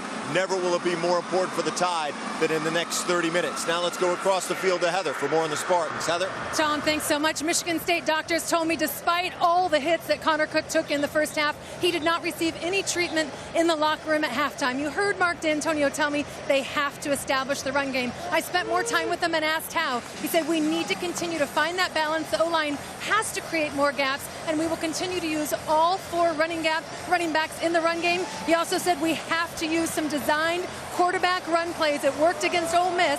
They're hoping it works for them here in the second half, guys. Yeah, they're -9 net rushing yards in the first half for the Spartans. And one of the things we can't overlook is the performance of Jake Coker, a guy who's been through so much this year, named captain by his teammates after the SEC championship game against the Gators. Probably the greatest honor he's received in his life. He's played well in this first half. Cronin's kick goes through the end zone. You know, you heard Tom say pregame that Coker's performance early would dictate how Lane Kiffin would call this game. He had to be reassured, Kirk, because Coker was sharp, 16 of 20, 177 yards. The one big play to Ridley of 50 yards to set up the touchdown run. And if we were to break down his passes, there would be a lot of passes that were, 5 yards or less downfield. But what that did, which we knew was coming, is it opened up opportunities down the field. The throw to Ridley, we saw the throw to Howard, and that's what I think you're going to see more of from Lane Kiffin and Jake Coker here. It's the work Derrick Henry in, but you're going to see them eventually take shots downfield and continue to hit big plays. They want to finish, and part of finishing is still putting the foot on the accelerator and attacking this Michigan State defense. Derrick held 4 yards per carry below his season average, just 2.9 per carry on his 13 attempts, but he did go over 2,000 yards for the season. And now Coker thought about finding Drake on first down, delivers instead to Mullaney, who was wide open, slips a tackle, and moves into Michigan State territory. The outlet receiver comes up big. That's a great job by Coker with his vision. A little pump fake right there, gets the linebacker out of position. And the man-to-man coverage, they completely lose Mullaney, who is left alone. And a good job by Coker recognizing it and getting the ball. 26 yards, second catch for Mullaney. And the Tide quickly trying to add to their lead. Henry, not much, and a nice job by Lawrence Thomas off the edge to knock the big man down for a yard loss. Yeah, nice job by the inside of that defense as well. Thomas cleaned it up, but it was the interior that held their point. Also, Riley Bulla getting involved there, and then the big fella Thomas coming off the edge at over 305 pounds.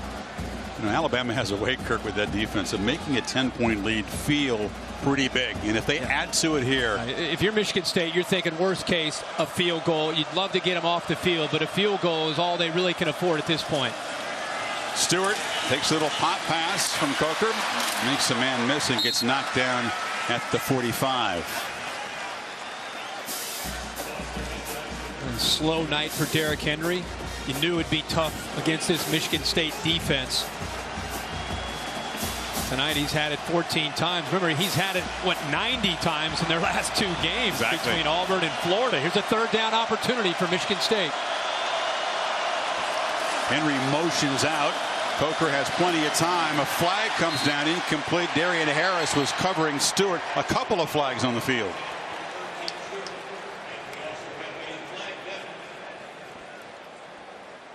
Two separate fouls may have been spotted. One's in the holding zone, and one was out near where Harris was covering the receiver. I think these will be offsetting. You had holding on the offensive line and pass interference by the defense.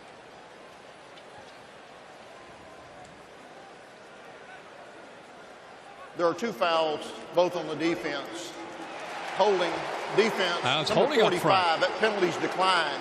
Personal foul, hands to the face, defense number 93.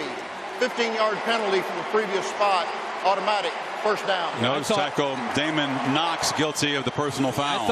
I thought Taylor right here, the right guard, and Knox right here. I thought it might be a hold, but watch his hands. Knox's hands get up right there. The umpire right on top of it. He was actually behind Knox. Somehow was able to be able to see that, but thought there might be a hold, but instead it goes against Michigan State. Yeah, it's the first major penalty on the Spartans, and it stings. It moves the ball to the 30. Gives the Tide a first down, of course. Eventually, Drake's going to get matched up against a linebacker, run a wheel route. Could be wide open down the sideline.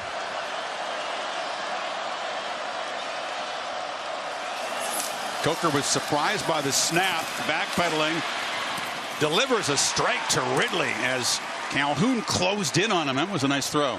Sure was, and he was actually looking to get the ball thrown down the middle. He comes off of Drake and gets the ball thrown back. And how about Ridley working to get back to give his quarterback a chance to be able to convert there? He got 6. Drake to the right of Coker. Takes the handoff, but is knocked down immediately. Greg Evans made his presence felt. Big 318-pounder.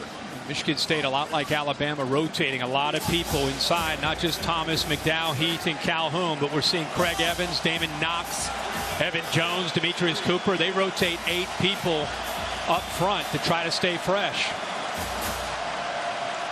Spartan defense asking for some crowd noise here. Another third down. Tide need 4. And Coke hoping when he gets the ball back, the deficit won't be a lot bigger.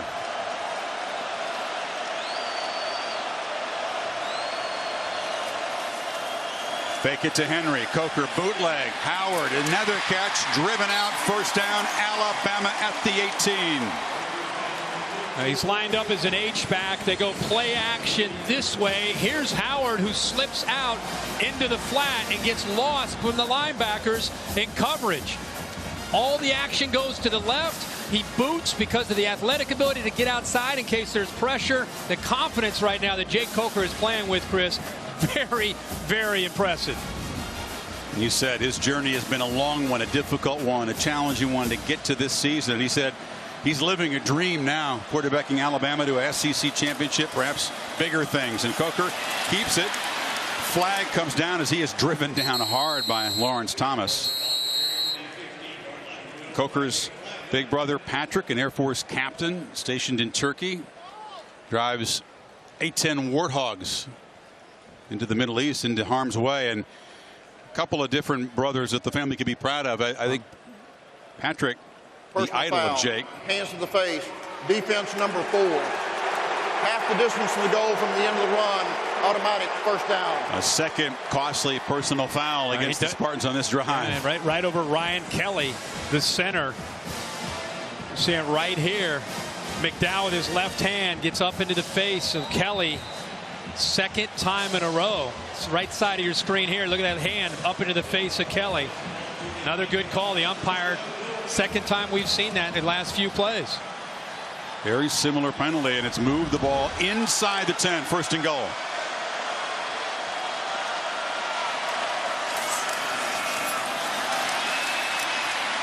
Big Henry diving to the 5. Jake Coker's parents from Mobile. Again, we send our salute to Jake's brother Patrick, the Air Force captain. Hopefully able to watch this game. Was able to get home and watch one Alabama game in person just before he had to go back and get redeployed. Must be really cool to have a chance to watch your brother play in a semifinal game after everything that he's been through. No doubt. Coker. End zone. Ridley. Jump ball. Incomplete.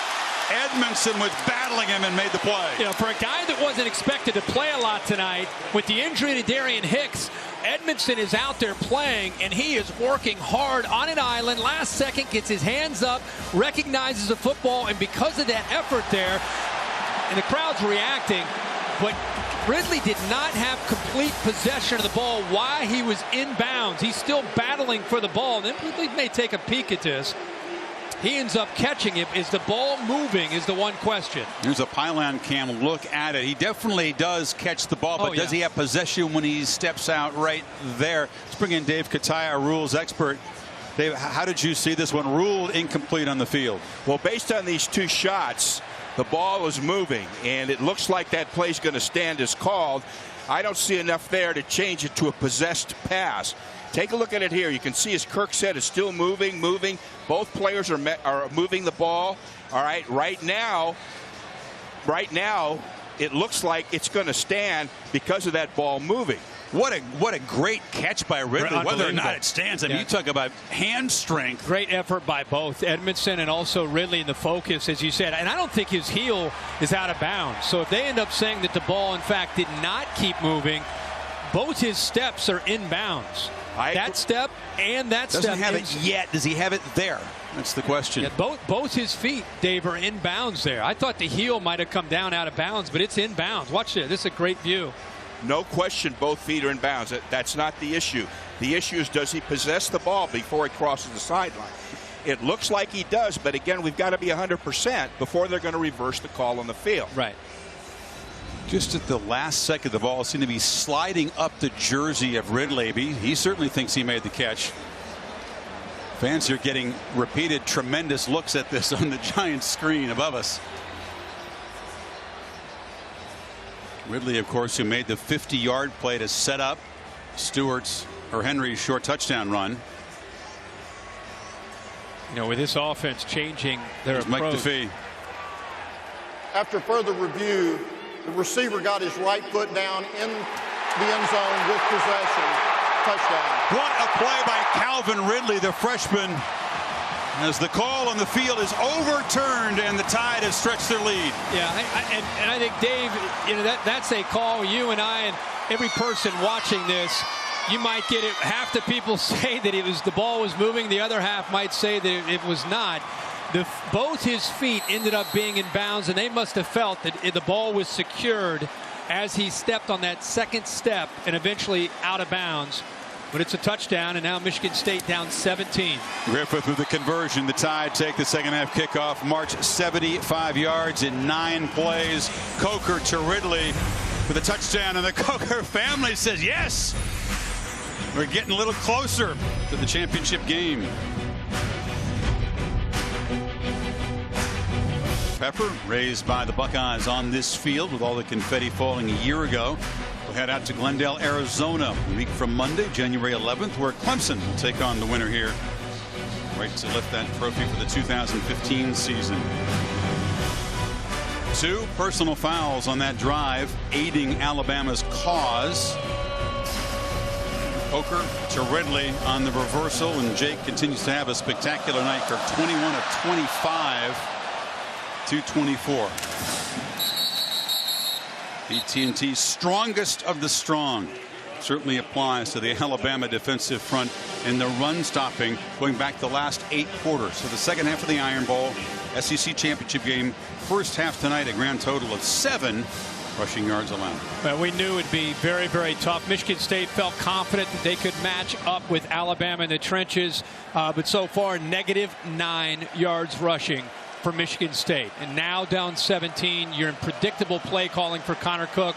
It gets that much more challenging for them to execute and try to be able to come up with yardage and try to get first downs. See how Kirby Smart again had about 15 guys on the field there waiting to see the personnel. They run 4 guys off.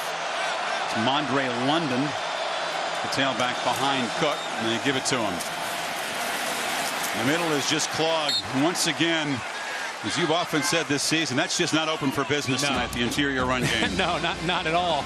They try to bounce it with the counter play and try to get the ball to the edge. They pick up a couple yards, but as I said, Chris, and right now it's still early. You get 10-15 to go here in the third quarter. They're not going to just throw the ball every play. They're doing enough to make Alabama have to respect that they potentially going to run the ball. But we all know that Connor Cook and his receivers, we knew when the game started, his receivers and Connor Cook would have to make plays. You fake it to London. Cook escapes the pressure by rolling out, and now will scoot out of bounds after a short game knocked down on the Alabama bench. It'll be 3rd and long yet again.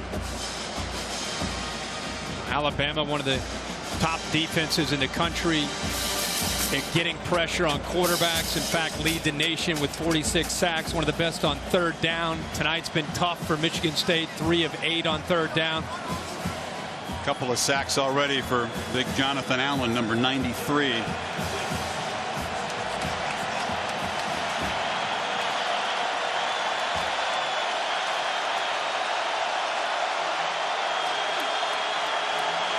can feel the urgency. White and green on 3rd and 6. Cook has protection, but the ball's batted up in the air. Caught! by a Spartan. It's McGarrett Kings off the carom. Allen knocked the ball down. The catch made short of the first down, however. You're actually going to see Aaron Burbridge work right here, right there. If he sees him right there, it's a first down and maybe more yards after the catch. Instead, he's not able to locate Burbridge. He ends up coming over to the outside, and of course Alabama ends up deflecting it. But Aaron Burbridge working away from his defender. That time Connor Cook just not able to find the open receiver.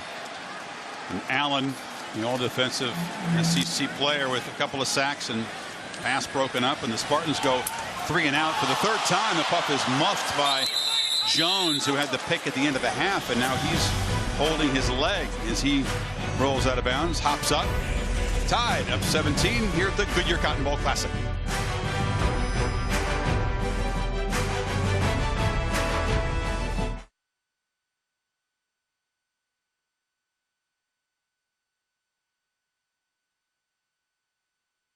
AT&T, mobilizing your world. Taco Bell's Crunch Wrap Sliders, 4 full-size flavors, just $1 each. And Sherwin-Williams, make the most of your color with the very best paint. Ask Sherwin-Williams. A spectacular billion-dollar palace. Good view from the Goodyear blimp. Everything Goodyear has learned making tires that go the distance inspires what they roll into yours. Goodyear, more driven. Tide drove 75 yards to the end zone to pad the lead the last possession. Coker and company back to work on the 27, and you wonder if you begin to see a more typical second half steady diet of the Heisman Trophy winner right now. That's what I said. You know, I think now you'll see Derrick Henry. Let's mark this. He's at 39 yards with 8:34 remaining in the third quarter. I think they'll still be aggressive with Coker, but I think you're going to see a lot more of Henry trying to wear down Michigan State. Running left. The wall of blockers. Hurdles a man, dives across the 40 before Cox could stop him. That's Henry's best run of the ball game. Watch the left tackle here, Cam Robinson. Just follow him. Look how he gets outside as a big man. He's taking the Michigan State linebacker Darian Harris for a ride. And we've seen Robinson get out in front on pass plays. Ryan Kelly with a nice block. But a great job by Cam Robinson. He was 15, 20 yards downfield, pushing the veteran Darian Harris. A rare dude who can start as a true freshman in the SEC at left tackle, huh? He's a sophomore this year. Henry, that time, a short gain. It's not like the Alabama offensive line has had their way at all with this defensive front. Not up to this point. No, not at all. I mean, it's running the ball obviously has been tough. I mean, only 54 yards rushing. As a team, it's been holding up against Coker, who has really found a great rhythm. He's been sacked just once, but he's gotten it out quickly. Yeah, that's the thing. Lane Kiffin's put him in a position to have success. This time they move the pocket. Coker wanted a downfield shot, escapes a tackle of Bulla, but dropped for a short loss. Talked about the Alabama offensive line. They won the Joe Moore Award, the inaugural award named for the great offensive line coach. As a group, they're very proud of that. The trophy weighs about 350 pounds, so only a lineman can nudge it. And 3 new starters there at the left guard, the right guard, and the right tackle. And this offense had to completely retool itself. You lose Blake Sims, you lose TJ Yeldon, you lose Amari Cooper. 3 new offensive linemen. Spartans need to get off the field here. Tide need 11 on third down. Red protection. Coker delivers a strike again. It's Mullaney, who came here from Oregon State, picked up this pro-style offense very quickly, and has been a big contributor tonight. How about Coker here? Just sits in that pocket, does a good job here at giving Mullaney a chance, who adjusts back to the football, knows exactly where he needs to go. But that ball was thrown right between the 2 safeties that time. Henry. Flag comes down as Henry muscles for about 13 before he's driven out. Marker was very early in the play.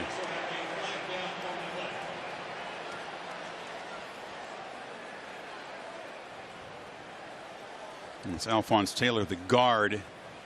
They've been a chop block. Yeah, it looked like it. Personal foul. Chop block. Offense. Number 76 and number 50. 15-yard penalty from the previous spot. Replay first down. Taylor and Jackson on the right side. See him right here. Combination. One guy goes high, one guy goes low. And that's a rule that's put in to protect the defensive linemen and their knees. That's a crucial penalty because the Tide were rolling. That would have been a first down near the 35 of Michigan State. All the momentum. Instead, the ball's back up to the 35 of Alabama. Cost them about 30 yards. 15 of the last 16 for Coker, who is seizing the big stage tonight. And first and 25. Spins free. Shows the strength. Fires it to the bench. There was no one in the vicinity. And it didn't get crossed the line of scrimmage. He was outside of the tackle box, but that ball was 2 or 3 yards short of the line of scrimmage. Here comes the huddle. I think they're going we'll to talk. see a flag. Yeah, they're talking, and eventually he'll pull the flag out. Maybe not. There is no foul on the play for intentional grounding. The quarterback was outside the pocket. The ball got past the line of scrimmage. Second down. Okay. I thought it looked like it was a yard or two short. D'Antonio agrees. Darian Harris was pressuring the quarterback, and Coker shows his escapability. He says, I was never called unathletic until I got here, and he really kind of chafes at the label. The line of scrimmage there was the 35.5, and it went out of bounds at about the 33. So they missed that one. Still second and 25. Coker chased again, flips it to Henry on a screen, who could not keep his balance and steps out of bounds for a loss, and the Tide are going the wrong way. And go back to that last play. As I said, the ball's at about the 35.5. Ball, there's the 30. Ball goes out of bounds at about the 33, 34 yard line. I don't know. The line judge is standing at the line of scrimmage, and the ball went to his left. The ball went to his left. He's right at the line of scrimmage. Nevertheless, it is 3rd and 31.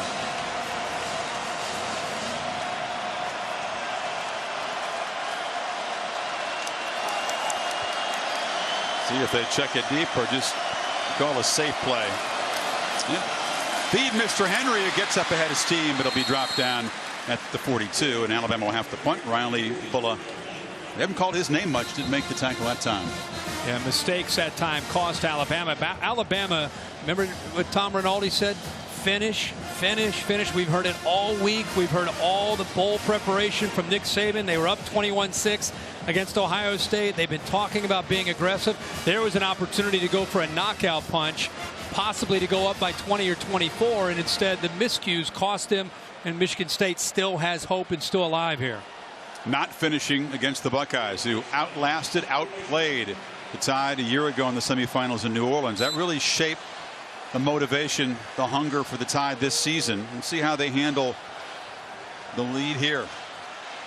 You're right, missed opportunity to add to it.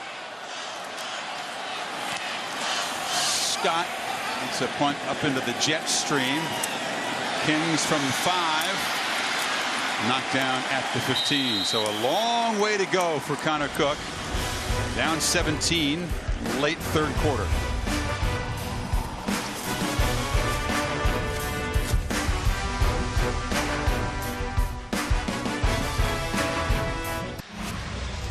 AT&T's strongest of the strong, taking a look at the senior class of the Spartans, who have achieved a lot. A couple of Big Ten titles, a 43-10 record. 20 fifth-year seniors signed right after Michigan State was hammered by Alabama, the only previous series meeting in the Capital One Bowl. A lot of work for the veteran leadership, Connor Cook included, to try to get back in this game, but they can draw on the fact that they've been down and battled back before. 10 of 19 for Cook. That one crucial interception just before halftime when the Spartans were threatening. Flying before the snap. False start. Offense. Number 76. 5-yard penalty. First down. It's one of those seniors, Clark. But every time you get a flag and you back up 5 yards against this Alabama defense, the hill just seems a little steeper, doesn't it? Yeah, and part of the reason Chris, this has been so tough tonight. Is not only is Alabama so strong up front, and they're rotating bodies, they've been able to play almost every snap with 2 safeties deep. And by playing with these 2 safeties back here deep, it takes away the deep threat out here, and it forces Connor Cook to find opportunities here, here, and here, which is tough to do when they throw the football and you have 2 guys deep and you still have 5 underneath in coverage. And 1st and 15, they feed it to Scott. There just hasn't been any running room for any of the 4 Spartan backs tonight. Usually the answer for coaches when they have safeties that are staying deep, when you especially have 2 safeties that are deep, they're going to run the football all day on you. They're going to force Kirby Smart to bring one of those safeties down, because without that extra safety down, you're going to be able to run the ball. When you bring that safety down, then you get some one-on-one opportunities. But Alabama's been able to keep, for most of the snaps, 2 safeties high and still stop the run, where Michigan State has negative 2 yards rushing. Cook takes a downfield shot. Kings could not make the catch. Fitzpatrick defending him. And if the Tide can protect this lead, it looks like Kirby Smart may prolong his stay with the Tide and not take over full time as the Georgia head coach. But Garrett Kings would love to have an opportunity to be able to hold on to that ball. The senior who has had a career where he's had chances to make plays. It's been, at times he makes big plays, other times he's had a problem with drops. That time that ball gets through, and pretty good coverage there by Minkah Fitzpatrick, the true freshman out of New Jersey. It's about the 3rd drop. You've got to make those plays against a defense this good. And now they've got to get 12 to stay on the field here. Cook pressured. Fires it away, incomplete, to avoid the sack. Tim Williams, the speedy edge pass rush specialist, that time got in the quarterback's face. And here comes the intentional grounding, flying late. Yeah, he just threw that football. There was nobody there. He's not outside of the tackle box. Offense, number 18. The quarterback was in the pocket. There was no eligible receiver in the area. Lost it down at the spot of the foul. 4th down. How about Tim Williams? 4 sacks in the last 2 games. Just incredible technique with his spin move there. They work so hard on that. He has the left hand that just pulls that offensive tackle and pushes him through. Gets home to the quarterback. Remember, they're rushing 4 guys. They've got 5 underneath to take away the underneath throws, and they've got 2 deep. What are you going to do? Barger backed up to his end line here. Gets it away quickly. Jones is driven back. It's a nice punt, but he's got room. Cyrus Jones with a crease to the sideline. Still running. Touchdown, Alabama.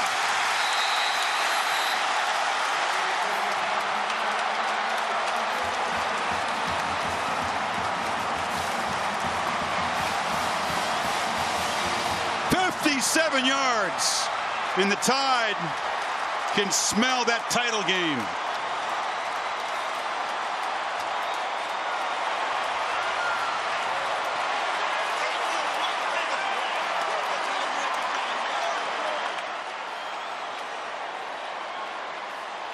Non-offensive touchdowns have been a big part of this team's success this season. 9 of them now, Kirk. And the slash intentional grounding that Tim Williams forced put Cyrus Jones in a position to have a chance at a big return by pushing Michigan State deep into their own territory.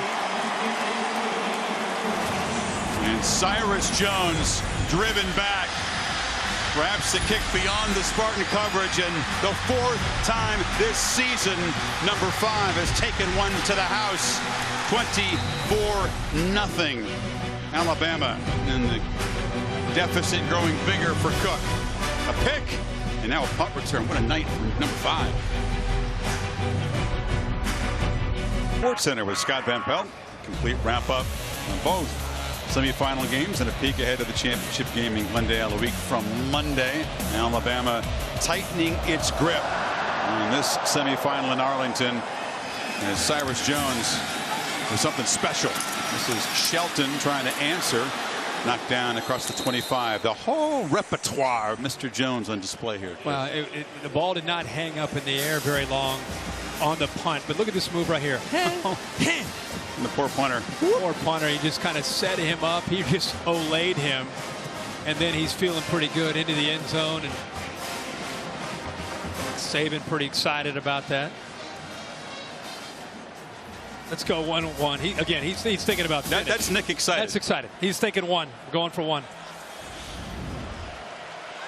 Well, Jones made that, as you called it, the perfect technique interception at the end of the half to kill the Spartans' drive. And now the punt return to make it 24-0. Will it be pure hurry up now from the Spartans? Urgency here. This is Burbridge, but just nowhere to run after the catch. Crowd of crimson jerseys knock him down for a 1-yard gain.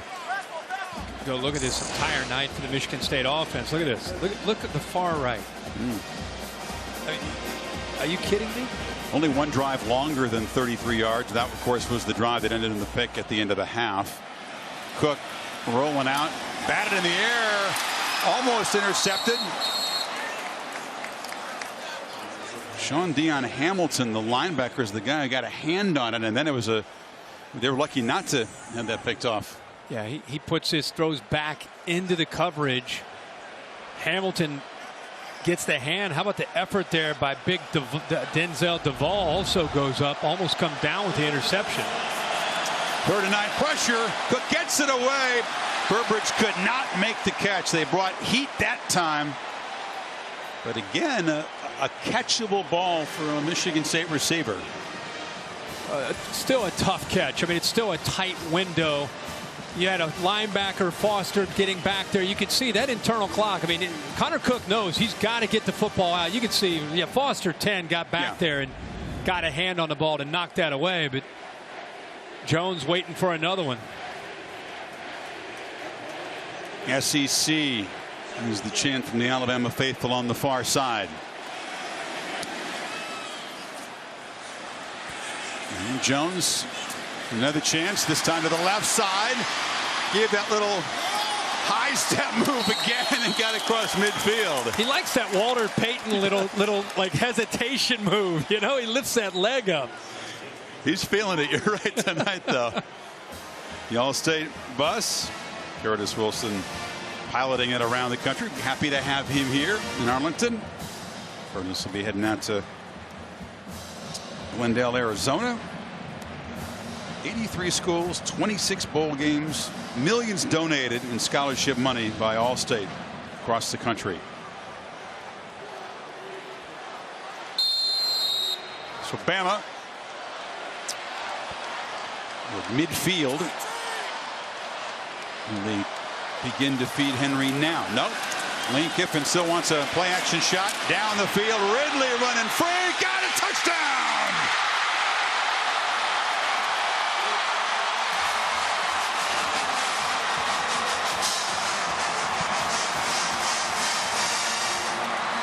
Second 50-yard connection between Coker and Ridley tonight.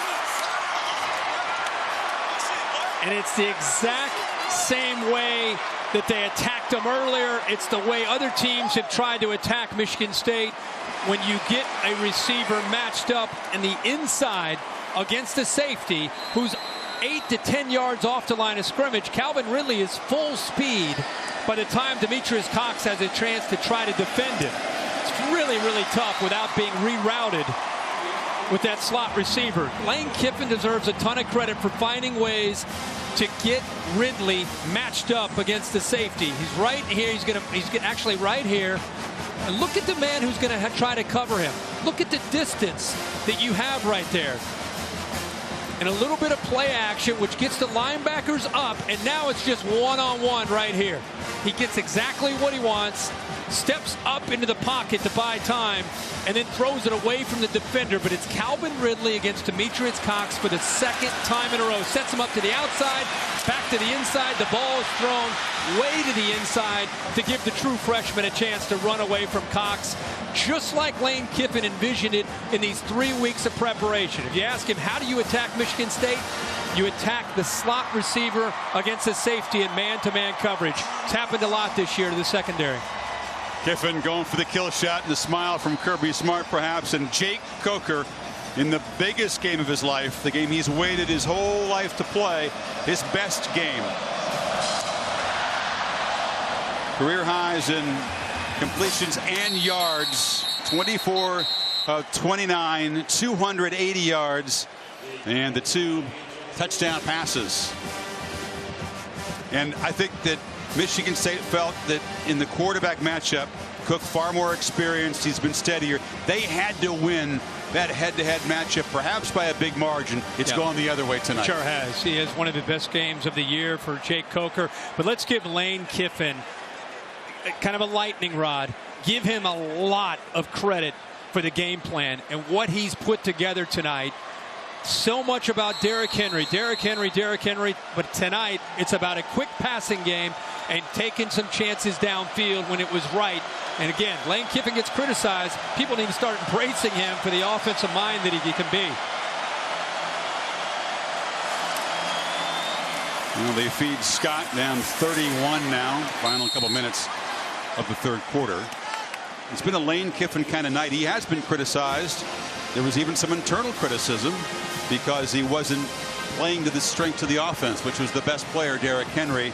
Tonight they began from the start, Kirk, to use him as a decoy, and they gave what the defense. I think early in the year, Chris, he tried to take the blueprint from 2014, the success of Blake Sims and Amari Cooper, where they were spread and tempo, and they tried to figure out if they could run that this year with this offense. And when they lost to Ole Miss, they scrapped it and went back to finding a way to we're going to run the football with Derrick Henry and play action pass. Shelton, short gain near the marker at the 35, and they will move the chains. And by the way, they have grown not just with Jake Coker and his confidence. You know about Derrick Henry. The offensive line has become a lot better than where they were early in the year. And how about Calvin Ridley and our Darius Stewart, the receivers that lead that group of wide receivers? They also now are a great complement to Derrick Henry in that running game.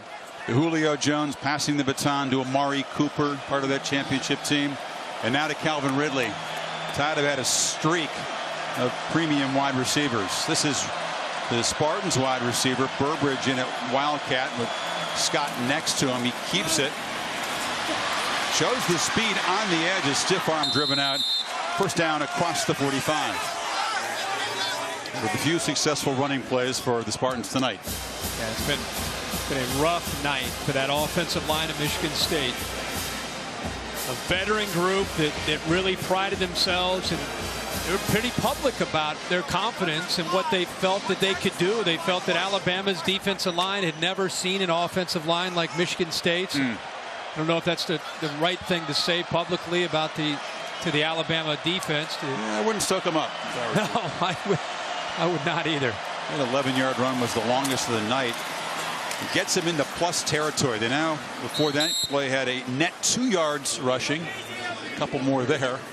Chris, you brought it up earlier about how the defensive line from Alabama is not just talented, but they kind of are the pulse of this team.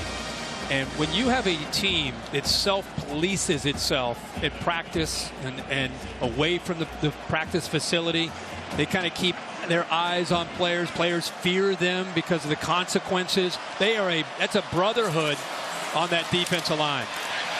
Almost an interception on the far side in the final play of the third quarter. Marlon Humphrey broke it up, intended for Kings. Alabama 31-zip at the end of 3 in Arlington. Back after these messages at the Goodyear Cotton Bowl Classic.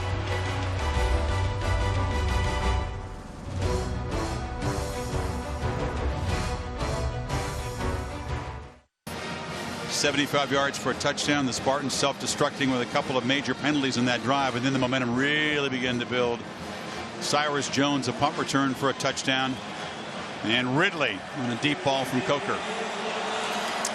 On 3rd and 8, shovel pass to Price inside. The tight end has some room. A first down and a lot more inside the 35. Yeah, really good execution here by Cook, who draws a defender to him. Jonathan Allen, the defensive end, Also gets Harrison 15 up to him, and because Harrison on a blitz did not recognize the tight end coming underneath, he was able to flip it to him, and he just had a ton of room to run there.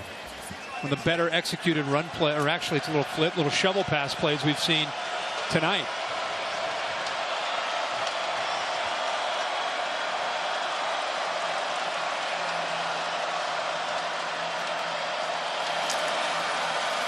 Cook, it's a four-man rush, delivers behind Price and incomplete. That previous play was one of the few blitzes we've seen from Bama. They have not needed to blitz at all tonight. Controlling things with their depth on that defensive line, rotating bodies to stay fresh, and whether Michigan State's running or they're in pass protection, it's just been domination up front.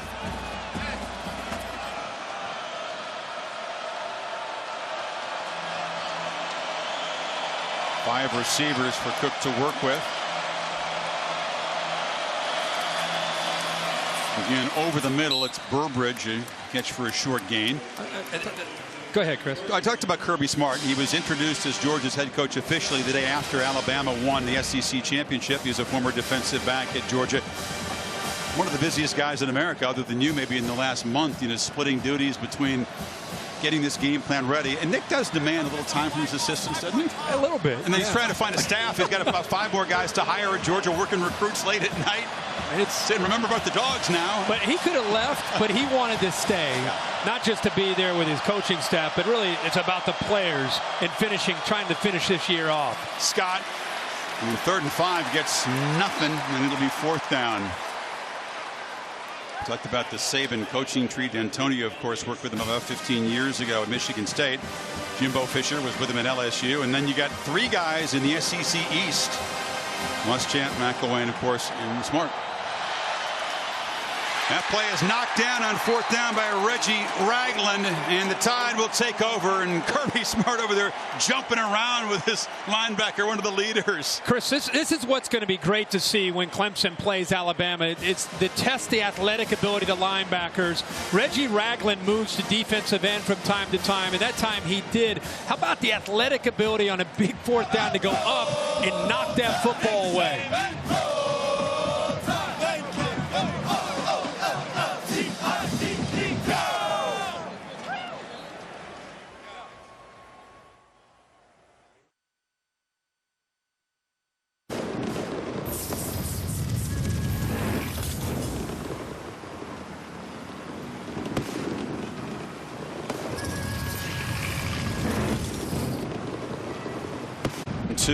Against Saban.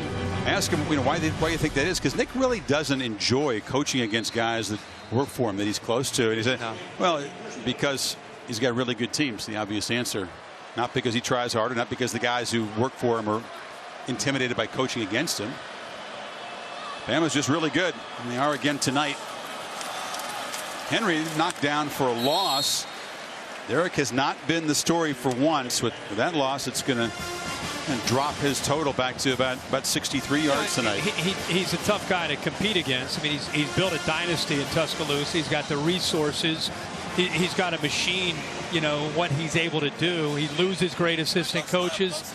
He's able to bring in great assistant coaches. It'll be a tough hit losing Kirby Smart to Georgia. But he will restructure and get this staff ready, and just continues to go. But it's tough. It's tough to compete against him no matter who you are, let alone one of his former assistants. Well, Jeremy Pruitt will take over as defensive coordinator as Ridley takes this little pop pass, and Ridley trying to add to his big evening, driven down after about an 8-yard gain. It'll be 3rd down. Pruitt has been hanging around here, not allowed to yet coach, but he's been at the practices. An Alabama graduate who comes back home in that position. Just a couple years ago, coaching as a defensive coordinator for Florida State in a national championship season. There he is standing up there in the background. Alabama has perhaps set a world record, at least a college football record, with the number of guys they have in their coaching box. Often it's a dozen or more. They got a whole bunch of consultants and quality control. Look at it's a good thing the coaching boxes are huge in this stadium. Good thing we're in an NFL stadium here. Coker diving, still headlong, trying to move the chains on third down, comes up a couple yards short. He's still doing what he does. He's still selling out. Remember the mantra, finish. I mean, it's 31-0, and they don't even see the scoreboard. They don't even have any idea what the score is. They're trying to execute as if the game is tied right now. They've executed in just about every facet pretty well, including Scott, who's gotten off some nice punts tonight. They have won the special teams battle, an area that I think the Spartans felt they needed to look for every edge tonight. Another department in which Alabama has dominated. And that's another deep punt from the sophomore. Kings driven back inside his 15, and the coverage for Alabama that time swarming down there and drops him right there. 10:53 to play. Bama rolling toward Arizona. By Goodyear. Follow at Goodyear on Twitter for big daily prizes. #Goodyear. Northwestern Mutual. We help you live life differently. The Lincoln Wish List event. Visit your Lincoln showroom today. And DirecTV. Call 1-800-DirecTV. With this game, there's a blimp decal on one of the windows of this place. The real blimp was overhead. Aerial coverage brought to you by Goodyear. Everything Goodyear has learned making tires that go the distance inspires what they roll into yours. Goodyear, more driven. There it is.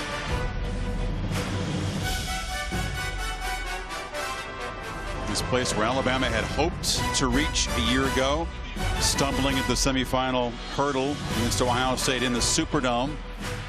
This is where they began this season, wearing down a Big Ten team in Wisconsin. Even more impressive tonight. They really have grown as the season's gone on. Chasing Cook again. Runs out across the 15 after a short gain. We wondered, Kirk, at that time, what would the offensive identity of this team be? Who would the quarterback be? Could it be Coker, perhaps Cooper Bateman? And here we are 14 games later, and we see a fully formed Alabama team. Yeah, from that loss, they became a different team, and Derrick Henry started to get his opportunities. And I think Jake Coker just started to play with a little bit more of an edge. I think with the more success he had, you could see him smiling there. I think he became more confident. Remember, he's been through a lot throughout his career, starting in Tallahassee as a backup to Jameis Winston. Cook dumps it off incomplete out of the hands of Price.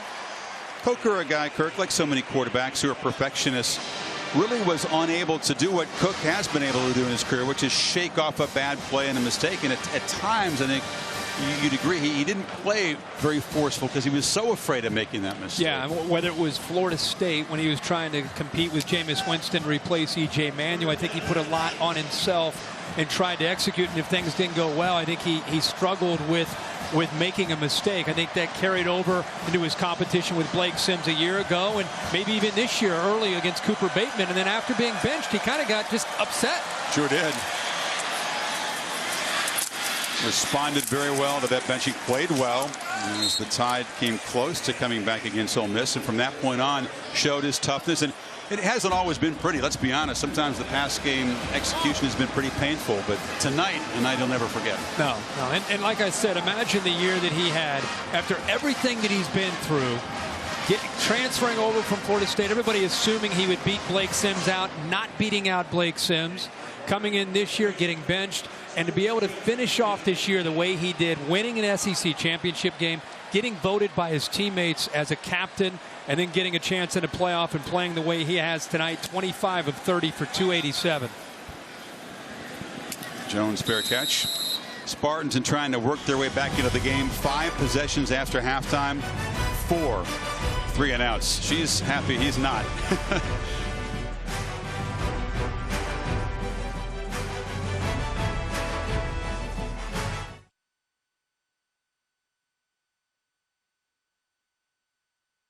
For Dick Clark's New Year's Rockin' Eve with Ryan Seacrest.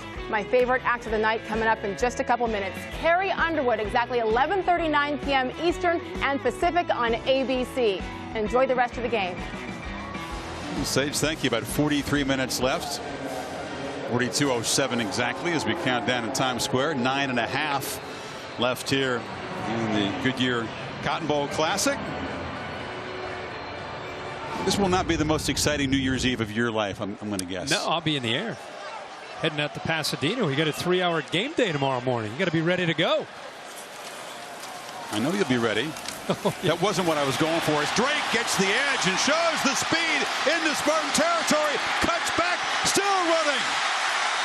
Kenyon Drake dragged down at the 10 by Calhoun. You said he'd have a monster play tonight. It came in the fourth quarter. Well, he has such speed, and he's able to get to the outside. Calvin Ridley comes up with a block, a crack block. There's nobody left to the outside because the corner, Edmondson, followed Ridley to the inside. So Ridley essentially takes two defenders away, and then it's just Kenyon Drake and that tremendous speed that he has in the open field. So not Henry, but Drake, the first really big running play of the night, 58 yards. And the Tide trying to deliver an even bigger beat down here. Drake knocked down for a short gain. Talk about finish. How about the veteran, the senior, the center, Ryan Kelly? See if we can pick him up here. There's Drake. He gets to the edge because of the block by Ridley. But Ryan Kelly is downfield. 60. Look at him. He's 60 yards downfield. Coach said finish, and he's trying to set an example here as a veteran all the way down to about the 10-yard line, still running down there. Well, he is the glue to that offensive line. And with some of the issues they had at quarterback early in the year, two new offensive guards on the left and right, he keeps it together. Henry cuts it back, tries to bounce it, gets past Calhoun, headed for the end zone. Another touchdown for the Tide. The second for the Heisman winner tonight. Here's that stiff arm. Look at him push away Calhoun. That is a big man at 255, 260 pounds. He just throws him to the side right there with that stiff arm that's becoming legendary. And then the speed to get to that corner of the end zone for the touchdown.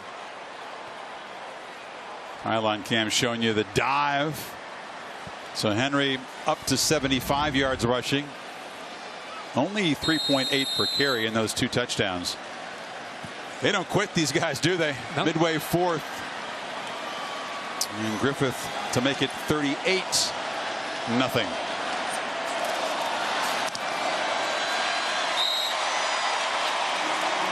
Not the busiest or the biggest night for sure for his season. Other guys have shared the spotlight, but Henry with a powerful move reaches pay dirt for the second time.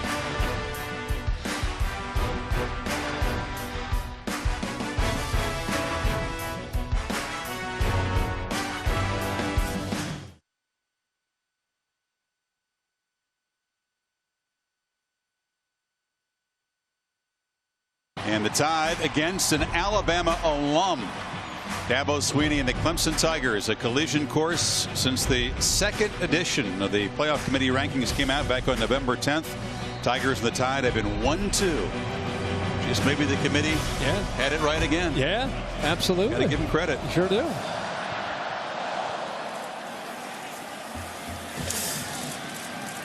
As we begin to talk about the championship matchup a week from Monday, a reminder that tomorrow on ESPN, Battle Frog Fiesta Bowl gets things going at 1 o'clock Eastern.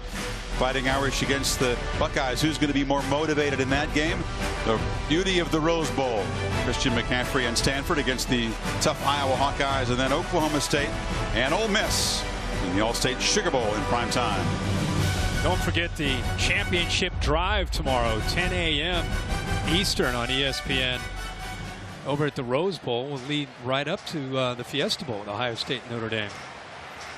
You got any gas in the tank left for that, my man? You gonna get out there in Pasadena? Are you kidding me? We'll be courtside right there on the field in the corner. Perhaps Connor Cook's night and career are finished. It's Damian Terry, the sophomore. No, Cook's actually still in the game, but with Terry is playing quarterback, and he's going to take off. And the talented runner who took turns with Tyler O'Connor in the win at Ohio State and makes the first down. Yeah, he had carries the football, does a really good job with his athletic ability. Gives this Alabama defense a little bit of a different look. Picks up some yards. And Cook is still in there. They just brought Terry in and tried to trick the Tide. Picked up some yards. You don't think Alabama's defense, with many of the starters still out there, are intent on protecting the shutout, do you? And it's a throwback to Price, and gets a block on the edge, muscles for about 5, and gets knocked down, and a flag comes out for a late hit on the Tide. The late hit looked like it came from an Alabama player on the sideline. Looked like Tim Williams actually made the hit. He's not even on the field. Ryan Anderson chased him out of bounds, 22. After the play, personal foul, late hit, defense number 22. 15-yard penalty from the dead ball spot, automatic first down. Watch, Ryan Anderson pushes him out of bounds, but he pushes him right into Tim Williams. He gives him a little shove here, but guess who he shoves him into? He brings that forearm up into the face of the tight end. Penalty moves it to the 42 of Alabama. And for pride, certainly the Spartans would love to get on the board here. Cook flips it short. And London's knocked out of bounds. Another first down. You recall the 21-0 shutout of LSU, the payback game in the BCS championship game in the Superdome. That's the last shutout in Alabama's bowl history. Well, that is the motivation right now.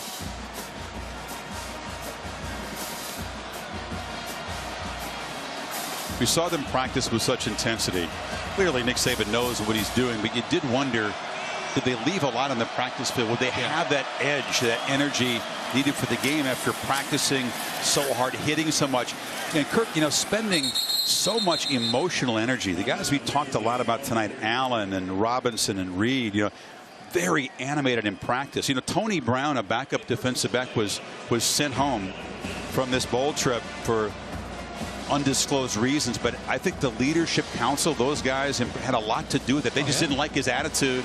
That's what's different about this team than the last couple years. They've got a core group of players that, probably because of some past experience failures, losing to Oklahoma in a Sugar Bowl, losing to Ohio State last year in a playoff, they experienced that, and that has really, those defeats it's driven this team as a group to be different this year.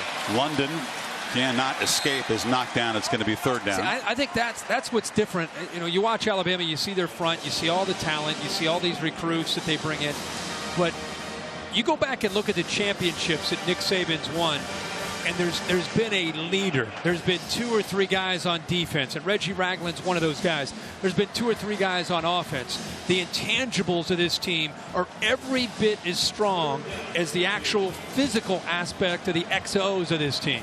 And when you have both, you have a special group. And Saban has a special feel about this team for the reasons you just said. He really wants to win a championship for their sake. Really not to add to his total, and you can believe him when he says that. I mean, obviously, getting to number 5, truly special, within 1 of the total that Paul Bryant had at Alabama, and 3 of Bryant's national championships were shared titles, and the 2 wire polls were split. 3 were outright. This potentially, if he can beat Clemson, a 5th for Saban. And instead of Michigan State trying to kick a field goal to avoid the shutout, they're going to go for it here on 4th down. And the Tide fans, who are all still here, are up and making noise.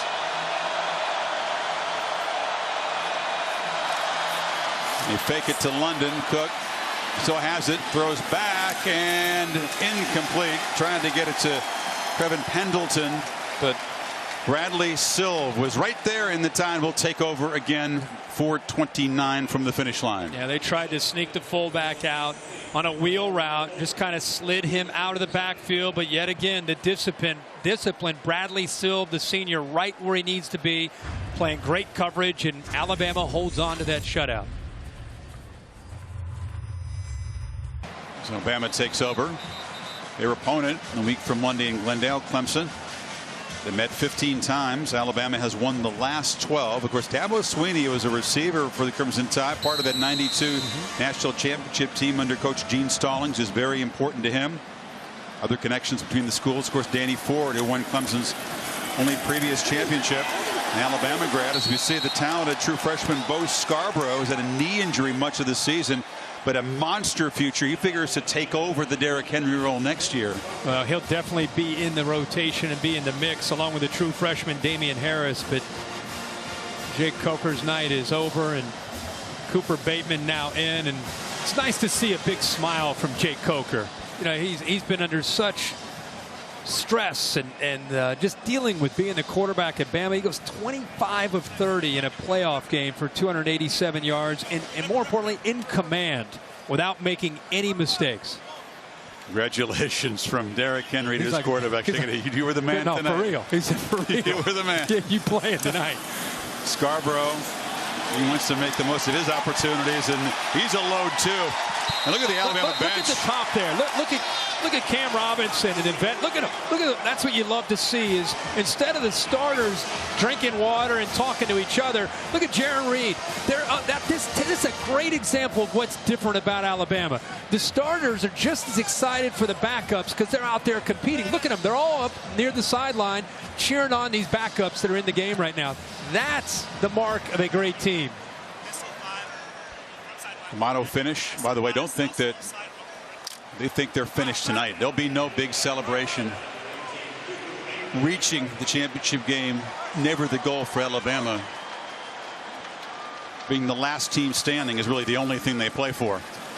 And now it's another true freshman, Damian Harris, who's a talented back, getting his turn.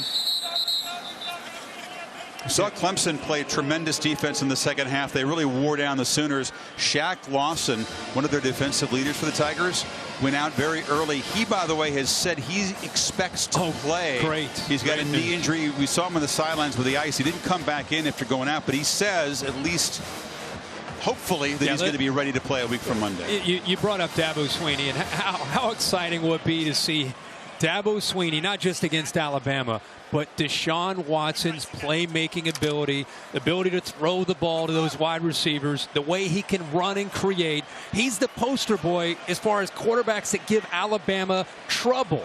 And we're going to get to see that matchup against that Alabama defense. Scarborough hit for a lot. No doubt the Capital One pivotal performance goes to tonight. Jake Coker. So Ridley, this was the 50-yard play that set up the 1-yard run. This was the one they gave to Ridley on the review. The tremendous hand strength in that catch. And then the true freshman running free, winning the one-on-one matchup. Almost a flawless night for number 14. It really was. Sure was.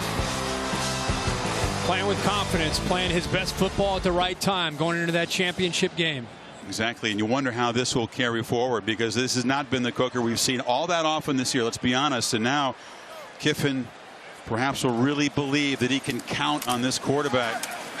Bateman, meanwhile, trying to make his mark, delivers a low throw. You know Henry's a given. If Coker can play like this, you've got Ridley out there.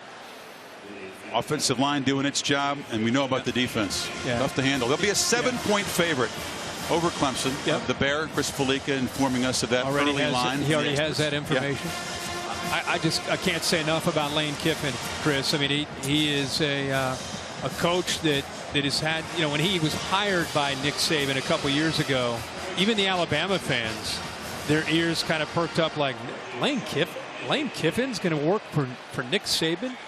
And think about his demeanor watching him at practice. You don't even know he's on the practice field. It's almost like Tom Landry as far as his approach and how quiet he deals with his quarterback. I've never heard that comparison made. Lane Kiffin. No. I'm saying his demeanor. No, I know what you mean. And the way he talks. I'm not saying I'm not saying his antics and some of the things he does, but I'm just saying the way he talks. Like it's like he's whispering to his quarterbacks throughout practice, and they seem to respond to that too. The Ford GT post game will wrap up this route by Alabama. And look ahead. We'll have the trophy presentation as well. And begin to digest very compelling matchup in Glendale, Arizona. Clemson will arrive undefeated. Alabama will arrive with an 11-game winning streak since that loss at home to Ole Miss. A lot of good memories in this season for the Spartans as well, as Connor Cook just flips it off short, incomplete. This is a season that will be remembered for a long time in East Lansing. The stirring comeback against Michigan, and then Ohio State, the rally against Iowa, that 22-play touchdown drive in the closing seconds. They reached what they call their goal, which is the Big Ten championship, and is usually going to be good enough to get into the Final Four, but we're overmatched tonight physically. No doubt. No doubt about it. Just 215 total yards for the Spartans. Cook fires, and Burbridge, who really wasn't able to make a big play, loses the ball that went out of bounds first.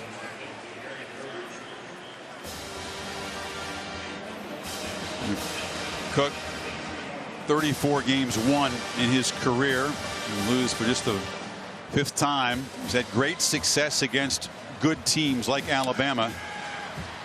Wasn't helped by any kind of running game tonight. Constantly pressured. It did make the mistake just before halftime. It was crucial. One of the top quarterback prospects, all the analysts say, for the draft. Kirk Cousins, of course, his predecessor, having a nice time with the Redskins. Yeah. Brian Hoyer is still out playing and contributing, obviously doing a great job starting in the NFL.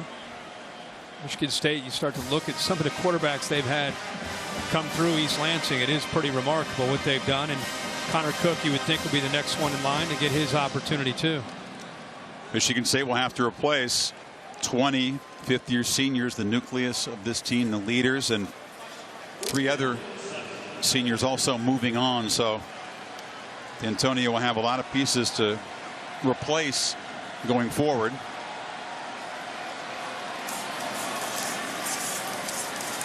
Cook working over the middle, and the catch is made by D'Anthony Arnett out to the 45. The tough thing for Mark D'Antonio is he has brought this program so far in these last 4 or 5 years. You just wonder if a loss like this on this biggest stage, what that does to the brand of Michigan State. I would look at them and you could argue that they have as many wins as almost anybody in the country in the last 3 or 4 years. Yeah, 5 11-win seasons in the last 6 as Cook flips it down.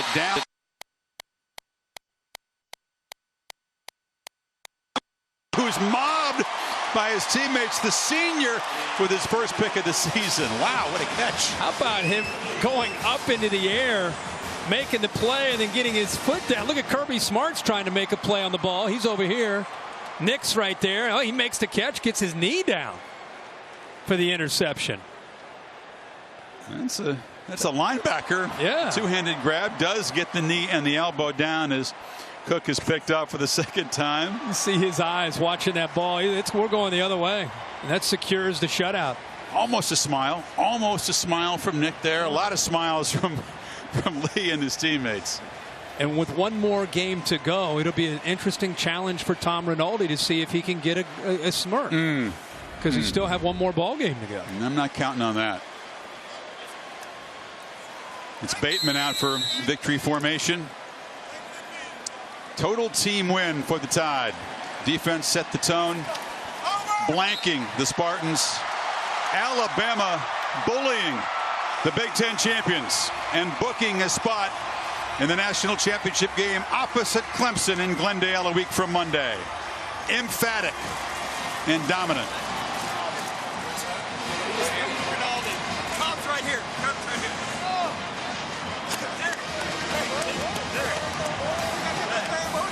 Let's get Saban's reaction with Tom Rinaldi. Tom? Chris, thank you very much. You reached this stage a year ago and didn't get the result you wanted. Why was it different tonight? Well, I think the players learned a lot from last year's game, and they looked at it like they just wanted to participate in the game. I think today they wanted to do something a little bit different and sort of kind of try to take over the game, and I think we did that in the 2nd half. So much attention focused on Derrick Henry during the weeks leading to this game. What did you learn about your quarterback tonight? Well, I think the way they play and the way that they played us, that it was going to be difficult to run the ball, so we knew Jake was going to have to throw it and do a good job of it, and he did a fantastic job of making some big plays, and our receivers did a great job of getting downfield on their safeties. A shutout speaks for itself, but I'll ask you to speak for your defense. How would you describe their performance? Well, they played well. You know, 2 minutes before the half, we wasn't great on, but we intercepted the ball down there. But, you know, we did a good job today. I think the rush, you know, affected the quarterback some, and we did a pretty good job of covering him for the most part. You now face #1 Clemson. Dabo Swinney's fond of saying, bring your own guts. What will the Tide bring to the national championship game? Well, you know, we'd like to enjoy this game for 24 hours, but, you know, Clemson's got a great team. They're undefeated, got a great program. So, you know, I'm sure our guys are going to be motivated to, you know, try to do the best they can to play the best they can in the game. And it's a great opportunity for them. And I'm just proud as hell of them for getting to where they are and doing what they did all year long since the Ole Miss game. What are the chances we'll see a smile right now? Well, we got another game. I told you. I told you. Appreciate it. Let's go to Heather. I don't know how to follow that, Tom. We are definitely going to smile over here with Jake Coker, the winning quarterback. And Jake, you grew up dreaming about being quarterback for this team, but you had quite a detour to get here. Went to Florida State, then came here and had to sit behind Blake. What does it mean to you to be the quarterback of this team, knowing just how long and how hard it was to get to this point? It means a lot to me to play quarterback at Alabama. Like you said, I pulled for them all my life, and the thing that makes it even more special is the group of guys that just came together, and everybody plays for each other, you know. And there's one guy that's not happy about how we play today, or, you know, not happy they didn't get the ball, or it's just it's a special team that I couldn't be prouder of, and, you know, couldn't ask to be a part of a, you know, better group of guys. And Jake, talk about seizing the moment. At what point tonight could you tell that this was going to be a special night for you? Well, you know, right when the game ends, you know, we win, and I couldn't be happier. But, you know, this game doesn't mean nothing until, you know, after this game we're playing here in a couple days. Coach talks so much about how things really changed, especially for you. You won this team over after the Ole Miss loss. How did this team change, and how did you change to help you guys get to this point? I think we all just came together and started playing, you know, better team football. We understood what we had to do to get where we are right now, and everybody did a great job of doing that. And like I said, you know, it's just unselfishness and guys playing for each other. And I love it. The back of the hat that you were just handed actually says "one not done," because you've still got a lot to do. So you face the #1 team in the nation in Clemson. What's it going to take for you guys to be one and not done and keep this momentum going? You know, just got to keep the focus that we had in preparation for this game. You know, I know they're a great team, and you know, I didn't get to see the game today, but I heard they played pretty well. So, you know, we respect them and everything, but we just got to, you know, be focused and play our game. Certainly a great matchup that we're certainly looking forward to. We will see you in Glendale. Congratulations. I appreciate it. Thank you. All right, Chris, back to you. Now, self-proclaimed country boy, very proud of the hunting and fishing trophies that he's collected. Starting to pile up some pretty important football trophies as well, this Jake Coker. And Alabama, with an emphatic statement, a shutout of the Big Ten champions, will go to Glendale, Arizona, Kirk, as the favorites to win another championship. But Dabo Swinney and the Clemson Tigers will like that underdog role. They'll play the disrespect card for the next 10, 11 days. Oh, absolutely. And the thing that's going to be great about the build-up is going to be Deshaun Watson and that offense. The tempo, the spread, the athletic quarterback against this Alabama defense. It's their entire focus has been to prepare for that kind of offense and that kind of quarterback. So we're going to get an answer there in the championship. Partner, enjoyed finishing the year with you. Safe travels to Pasadena. Of course, we'll see you in Glendale, Arizona. In just a little while here, you can zip over to New York. Dick Clark's New Year's Rockin' Eve with Ryan Seacrest on ABC. And the drop of the ball inside 15 minutes. But in the meantime, we'll present the trophies. The Goodyear Cotton Bowl Classic to Alabama on the Ford GT postgame show. And continue to look ahead to the championship matchup between Alabama and Clemson.